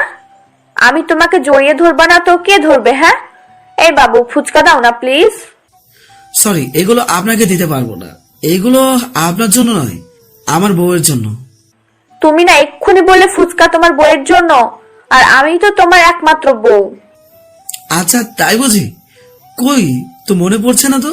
ফুচকা খেতে খেতে বললাম। আর মনি আমাদিকে তাকিয়ে আসে। এই যে আপনি আমাদিকে এভাবে তাকিয়ে আছেন, যে এভাবে তাকিয়ে থাকলে তো আমার পেট খারাপ করবে। মনি তখন মুখ কালো করে বলল, তোমার পেট খারাপ, আমার না। আর হলেও তোমার কারণে হবে। যাও ফ্রেশ হয়ে আসো। ওহ তাই তো, আমি তাহলে ফ্রেশ হয়ে আসছি, তারপর পেট ভরে ফুচকা খাবো বলেই ফ্রেশ হতে চলে গেল। যাও যাও, আমাকে দেখিয়ে দেখিয়ে ফুচকা খাওয়া তাই না? এবার দেখি কি করে আমাকে দেখিয়ে খাও। তারপর গপাগপ সব ফুচকা সাবার করে ফেললাম আমি। আমি ফ্রেশ হয়ে এসে দেখি একটা ফুচকাও নাই, সব রাক্ষসীটা খেয়ে ফেলছে। তাই মন খারাপ করে সবাই বসে আসে। খুব কষ্ট হচ্ছে ফুচকাগুলোর জন্য। এদিকে মনি, আহারে বেচারার খুব কষ্ট হয়েছে ফুচকার জন্য। বাবুর কি মন খারাপ? কই না তো, আমার আবার মন কি জন্য খারাপ হবে? আমি জানি তোমার মন খারাপ। আচ্ছা দাঁড়াও, তোমার মন ভালো করে দিচ্ছি। তাই বুঝি? তা কিভাবে করবে? দেখোই না। তারপর মনি জোর করে আমাকে কোলে বসে ওর গোলাপি চোট দুটো দিয়ে আমার চোটে বন্ধ করে দেয়। আমিও মনির সাথে হারিয়ে গেলাম অন্য কোনো এক জগতে। প্রায় 5 থেকে 10 মিনিট পর মনি তখন ছেড়ে দেয়। তখনই দুজনে খুব হাঁপাচ্ছি। কি বাবুর মন ভালো হয়েছে? 10% হয়ে গেছে। কি মাত্র এতটুকু? তা কি করলে বাবুর মন ভালো হবে? বলছি বলেই মনিকে কোলে তুলে নেই আর বেডরুমের দিকে যাচ্ছে। মনি 2 হাতে আমার গালে জড়িয়ে আসে আর আমার বুকের মধ্যে মুখ লুকাচ্ছে লজ্জাবতীর মতো, আর মাঝে মাঝে আমার বুকের মধ্যে কিস করছে। তারপর আমি মনিকে বিছানায় শুয়ে দিয়ে রুমের দরজা লাগিয়ে দিই। এখন দুজন দুজনের খুব কাছাকাছি অবস্থান করছি। মনের প্রতিটা নিঃশ্বাস আমি অনুভব করছি। আর না বদ্ধ রুমে কি হচ্ছে তা আপনারা আপাতত বোঝার দরকার নেই। পরের দিন সকালে অফিসে যাওয়ার সময়, এই বাবু আজকে তোমার অফিসে যেতে হবে না। কেন গো, অফিসে যাব না কেন? অফিসে কত কাজ পড়ে আছে। পড়ে আছে তো কি হয়েছে, অন্যদিন করে দিও। আজ রোহানকে নিয়ে একটু হাসপাতালে যেতে হবে টিকা দিতে। আর তারপর আমি প্ল্যান করেছি আমরা সারাদিন ঘুরবো। আচ্ছা ওকে মাই ডিয়ার বউ। তারপর মনিকে নিয়ে আমি হাসপাতালে চলে যাই আর আমাদের ছেলে রোহানকে টিকা দিয়ে ওদের নিয়ে ঘুরতে বের হই। আমি গাড়ি ড্রাইভিং করছি আর মনি আমার পাশে বসে আছে। আমরা হুট করে পাথরের ঢাকা শহরটা দেখছি। তখনই হঠাৎ করে দেখি শপিং মলের ওই বাচ্চা মেয়েটা একটা বাড়ির সামনে খেলছে। তাই গাড়িটা ওই বাড়ির সামনে পার করলাম, কিন্তু বাড়িটা আমার অনেক পরিচিত মনে হচ্ছে কেন? কি হলো, গাড়িটা এখানে থামালে কেন? আমি মনির কথায় কোনো উত্তর না দিয়ে গাড়ি থেকে নেমে মেয়েটার কাছে চলে গেলাম। এই যে মামনি, এখানে কি করছো? তুমি দেখতে পারছো না আমি খেলছি? তা আঙ্কেল, তুমি আমার বাড়িতে কি জন্য আসছো? আচ্ছা, এটা তোমার বাড়ি? আমার জানা ছিল না মামনি। আমি তো তোমাকে দেখি তোমার সাথে কথা বলতে আসলাম। তুমি আমার সাথে কথা বলতে এসেছো? তাহলে আমার সাথে বাড়িতে চলো, দুজনে খেলবো আর খুব গল্প করব। না মামনি, আজ না, অন্য একদিন আসবো। আজকে আমার একটু কাজ আছে। না, অন্য একদিন নয়, আজকেই যেতে হবে। আর তুমি না আমাকে মামনি বলে ডাকলে? মামনি মানে তো আম্মু। আর ছেলে হয়ে কি আম্মুর কথা শুনবে না? আমি কিন্তু রাগ করব। আমি রাইসার কথা শুনে অবাক হয়েও ওর দিকে তাকিয়ে আছি। কি পাকা মেয়ে রে বাবা, কেমন পাকা পাকা কথা বলছে। আমি ওকে কিছু বলতে যাব, আর তার আগেই আমার মেয়ে কিন্তু ঠিক কথাই বলেছে, কথা না শুনলে কিন্তু খুব রাগ করবে। কথা শুনে আমি মেয়েটার দিকে তাকিয়ে দেখি, আরে এটা তো ওই আপুটা যিনি আমাদের বাড়িতে এসেছিল। আর তাকে দেখেই মনি ভয়ে আমার হাত শক্ত করে ধরে, আরে আপু, আপনি? হ্যাঁ, আমি। আর রাইসা আমার মেয়ে, আর আমাকে আপু না বলে মীরা বলে ডাকলেই খুশি হব। উফ, দেখেছেন আমি কি পাগলি মেয়ে? সে কখন থেকে তোমাদের বাহিরে দাঁড় করিয়ে রেখেছি। সরি, কিছু মনে করবেন না, আপনাকে তুমি করে বলে ফেলেছি। আরে আপনি সরি বলার কি আছে? আর আমি তো আপনার থেকে একটু ছোট হব। তখন হঠাৎ পেছন থেকে মনি বলে উঠল, আপু, আপনাকে অনেক অনেক ধন্যবাদ আমাদের আপনাদের বাড়িতে যাওয়ার জন্য বলেছেন, কিন্তু দুঃখিত, আসলে আমরা যেতে পারছি না। অন্য কোনো একদিন না হয় আসবো। আজ আমরা ছেলেকে নিয়ে একটু হাসপাতালে গিয়েছিলাম, আর আমার গায়ে অনেক ময়লাও লেগে আছে। একজন মহিলা আসে বলতে শুরু করলো, আরে মা, তাতে কি হয়েছে? তোমরা যদি আমাদের বাড়ির দরজা থেকে কিছু না মুখে দিয়ে চলে যাও, এতে গৃহস্থের অকল্যাণ হবে। তোমরা না হয় আমাদের সাথে একটু গল্প করে ফিরে গেলে। বাবা, এতে তোমার কোনো আপত্তি নেই তো? ঠিক আছে আন্টি, আমার কোনো আপত্তি নেই। এমনিতেও এখানে আমাদের কোনো পরিচিত মানুষ নেই, মানে কোনো আত্মীয় স্বজন নেই। আপনাদের সাথে পরিচিত হলে আমাদের ভালো লাগবে। তুমি কি বলো? মনিকে উদ্দেশ্য করে বললাম। মনি প্রথমে না করতে চেয়েও পরে রাজি হইল। ওনাকে কেন জানি খুব পরিচিত মনে হচ্ছে। কিন্তু কোনো কিন্তু নাই, দেখছো না আন্টি কত করে বলছে। মনি তখন আর কিছু বলল না, শুধু নিজের হাতে একটা আঙ্গুল কামড়াচ্ছে। মনে যখন কোনো কারণে ভয় পায় তখন এটাই করে, কিন্তু এখন কেন এমনটা করছে বুঝতে পারছি না। যাই হোক, তারপর আমরা ওনাদের সাথে ওনাদের বাড়িতে ঢুকছি। কিন্তু আমি যতই বাড়ির ভিতরে ঢুকতে যাচ্ছি ততই বাড়িটা আমার খুব পরিচিত মনে হচ্ছে। চোখের সামনে ঝাপসা দেখতে পাচ্ছি, কয়েকটা বাচ্চা ছেলে দৌড়ে দৌড়াদৌড়ি করছে, আর তাদের একজন মহিলা লাঠি হাতে তাদের। তখন আমি একা একা বাড়িটা ঘুরে দেখছি, আর তখনই এই, ওইদিকে কোথায় যাচ্ছো? যাক না মা, ছেলেটা কত বছর পর বাড়িতে এলো, বাড়িটা একটু ঘুরে দেখো। কত বছর পরে মানে? আপনারা কি ওকে চেনেন? মনি ভয় পেয়ে বলল, কোথাও এরা আমার রানার পরিবারের মানুষ নয় তো? ও যদি জানতে পারে ওর পরিবারের সবাই বেঁচে আছে, তাহলে আমার কি হবে? ও তো আমাকে ভুল বুঝবে। মনি মনে মনে বলল, কি রে, কি এত ভাবছিস? এটাই তো ভাবছিস ওনারা কাব্যকে চেনে কি না? আচ্ছা, আমি তোর সব সমস্যা দূর করে দিচ্ছি। এনাকে দেখছিস, কাব্যর মাকে? দেখি ইনি হলেন আমার শাশুড়ি, মানে কাব্যের জন্ম দেওয়া, কাব্যের গর্ভধারিণী মা। সম্পর্কে তোর ও শাশুড়ি মা হয়। আর এই মেয়েটাকে দেখছিস, এ হলো আমার বড় যা। এদিকে হঠাৎ মীরার কথা শুনে মনি খুব ঘাবড়ে যায়। ও এই ভয়টাই পাচ্ছিল যেন, আর বারবার আল্লাহকে ডাকছে কখন তারা এখান থেকে চলে যায়। বৌমা, আমার কোলে আমার নাতিকে দিবা না? মনি না চাইতেও শাশুড়ির কোলে ছেলেকে তুলে দেয়, আর মনে মনে বলছে, এখন ছেলের কথা মনে হচ্ছে। ওই দিন তো তোরা তাদের ছেলে একটা কথাও শোনে নাই। ওকে সত্যটা বলার সুযোগটাও পর্যন্ত দেওয়া হয় নাই। চোরের থেকেও খারাপ ভাবে মেলে ফেলে গিয়েছিল। একবার ভেবে দেখে নাই ছেলেটা বেঁচে আছে কিনা। এদিকে আমি ঘুরতে ঘুরতে একটা রুমের সামনে এসে দাঁড়িয়ে পড়ি। রুমটা আমার অনেক পরিচিত মনে হচ্ছে। আমি যেন স্পষ্ট দেখতে পাচ্ছি একটা ছেলে আর একটা মেয়ে দৌড়ে রুমের ভিতরে চলে যাচ্ছে। হঠাৎ ভিতর থেকে কে যেন চিৎকার করছে একটা মেয়েলি কণ্ঠে। আমি রুমের ভিতরে ঢুকে দেখি রুমে কেউ নাই। তাহলে এই শব্দ, এই আওয়াজ, হঠাৎ আমি আবার দেখতে পাচ্ছি আমার মতো দেখতে একটা ছেলে বাইরে থেকে কিছু ছবি হাতে করে নিয়ে রুমে ঢুকছে, আর রুমের দেওয়ালের একটা গুপ্ত লাকারের ছবিগুলো লুকিয়ে রাখছে। আমি ওই জায়গায় গিয়ে গুপ্ত লকারটা খোলার চেষ্টা করছি, কিন্তু খুলতে পারছি না। হঠাৎ লকারের ডায়েরিটা জোরে টান দিতেই খুলে গেল। ডায়েরিটা খুলে ওখানে বেশ কিছু ছবি দেখতে পাই, আর ছবিগুলো হাতে নিতেই আমি যেন আকাশ থেকে পড়লাম। এ কি দেখছি আমার সাথে একটা মেয়ে অন্তরঙ্গ অনেক ছবি। আমি মেয়েটার সাথে কি করে, না ভাবতে পারছি না। উফ, মাথাটা এত ব্যথা করছে কেন? চারদিকে অন্ধকার হয়ে আসছি। তারপর কি হলো মনে নাই। রাইসা, মা দেখো তো তোমার আঙ্কেল কোথায়? তোমার আঙ্কেলকে বলো আম্মু খেতে ডেকেছে। ঠিক আছে আম্মু। তারপর রাইসা রানাকে খুঁজতে খুঁজতে ওদের রুমে এসে দেখে রানা মেঝেতে পড়ে আছে। রাইসা রানার কাছে গিয়ে রানাকে অনেক ডাকছে, কিন্তু ও উঠছে না। তাই রাইসা দৌড়ে মীরার কাছে চলে যায়। আম্মু আম্মু, আঙ্কেল তোমার রুমে মেঝেতে পড়ে আছে, অনেক ডাকলাম, আঙ্কেলকে কিন্তু উঠছে না। মীরা রাইসার কথা শুনে দৌড়ে ওর রুমে চলে যায়। ওরা গিয়ে দেখে সত্যি কাব্য মেঝেতে পড়ে আছে। এই কাব্য, তোমার কি হয়েছে? ওই ওঠো না কাব্য। মীরা, তুই তো ডাক্তার, একটু দেখ না ও উঠছে না কেন। হ্যাঁ দেখেছি, তুই আমাকে একটু সাহায্য কর ওকে বিছানায় ওঠাতে। তারপর দুইজন মিলে কাব্যকে বিছানায় শুয়ে দেয়। মীরা কাব্যকে দেখছে আর সবাই স্তব্ধ হয়ে দাঁড়িয়ে আছে।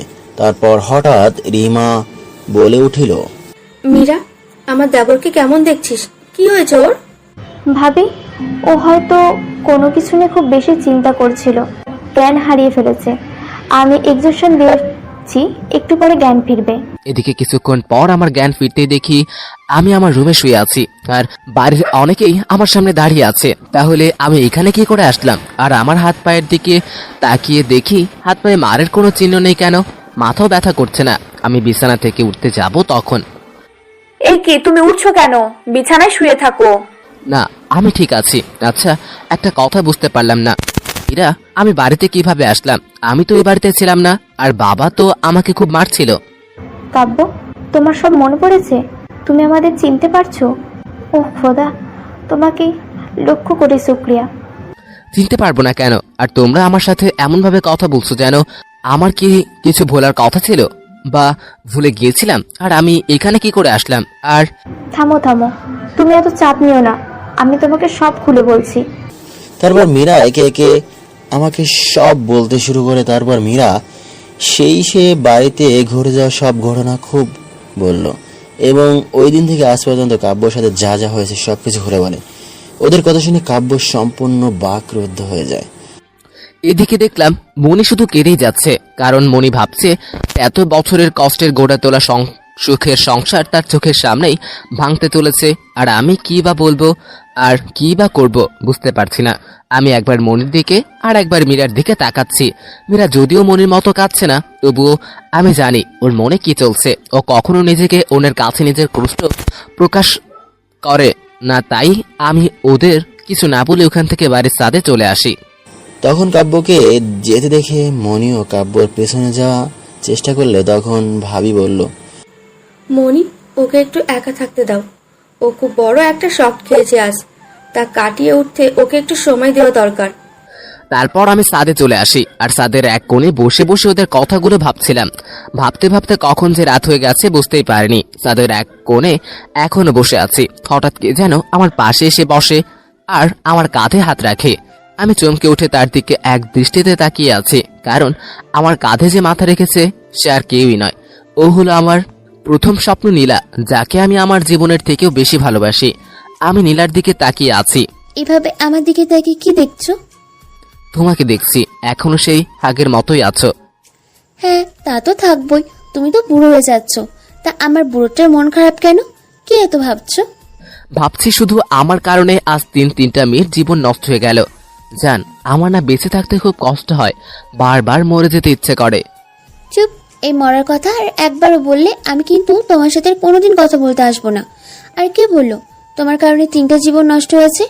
আমাদের সাথে যা যা হয়েছে তা আমাদের ভাগ্যে লেখা ছিল। আর এখন তুমি যদি মারা যাও, তাহলে একবারও কি ভেবে দেখেছো তোমার ছেলে মেয়ে দুটার কি হবে? আপু আর মনি আপুর কি হবে?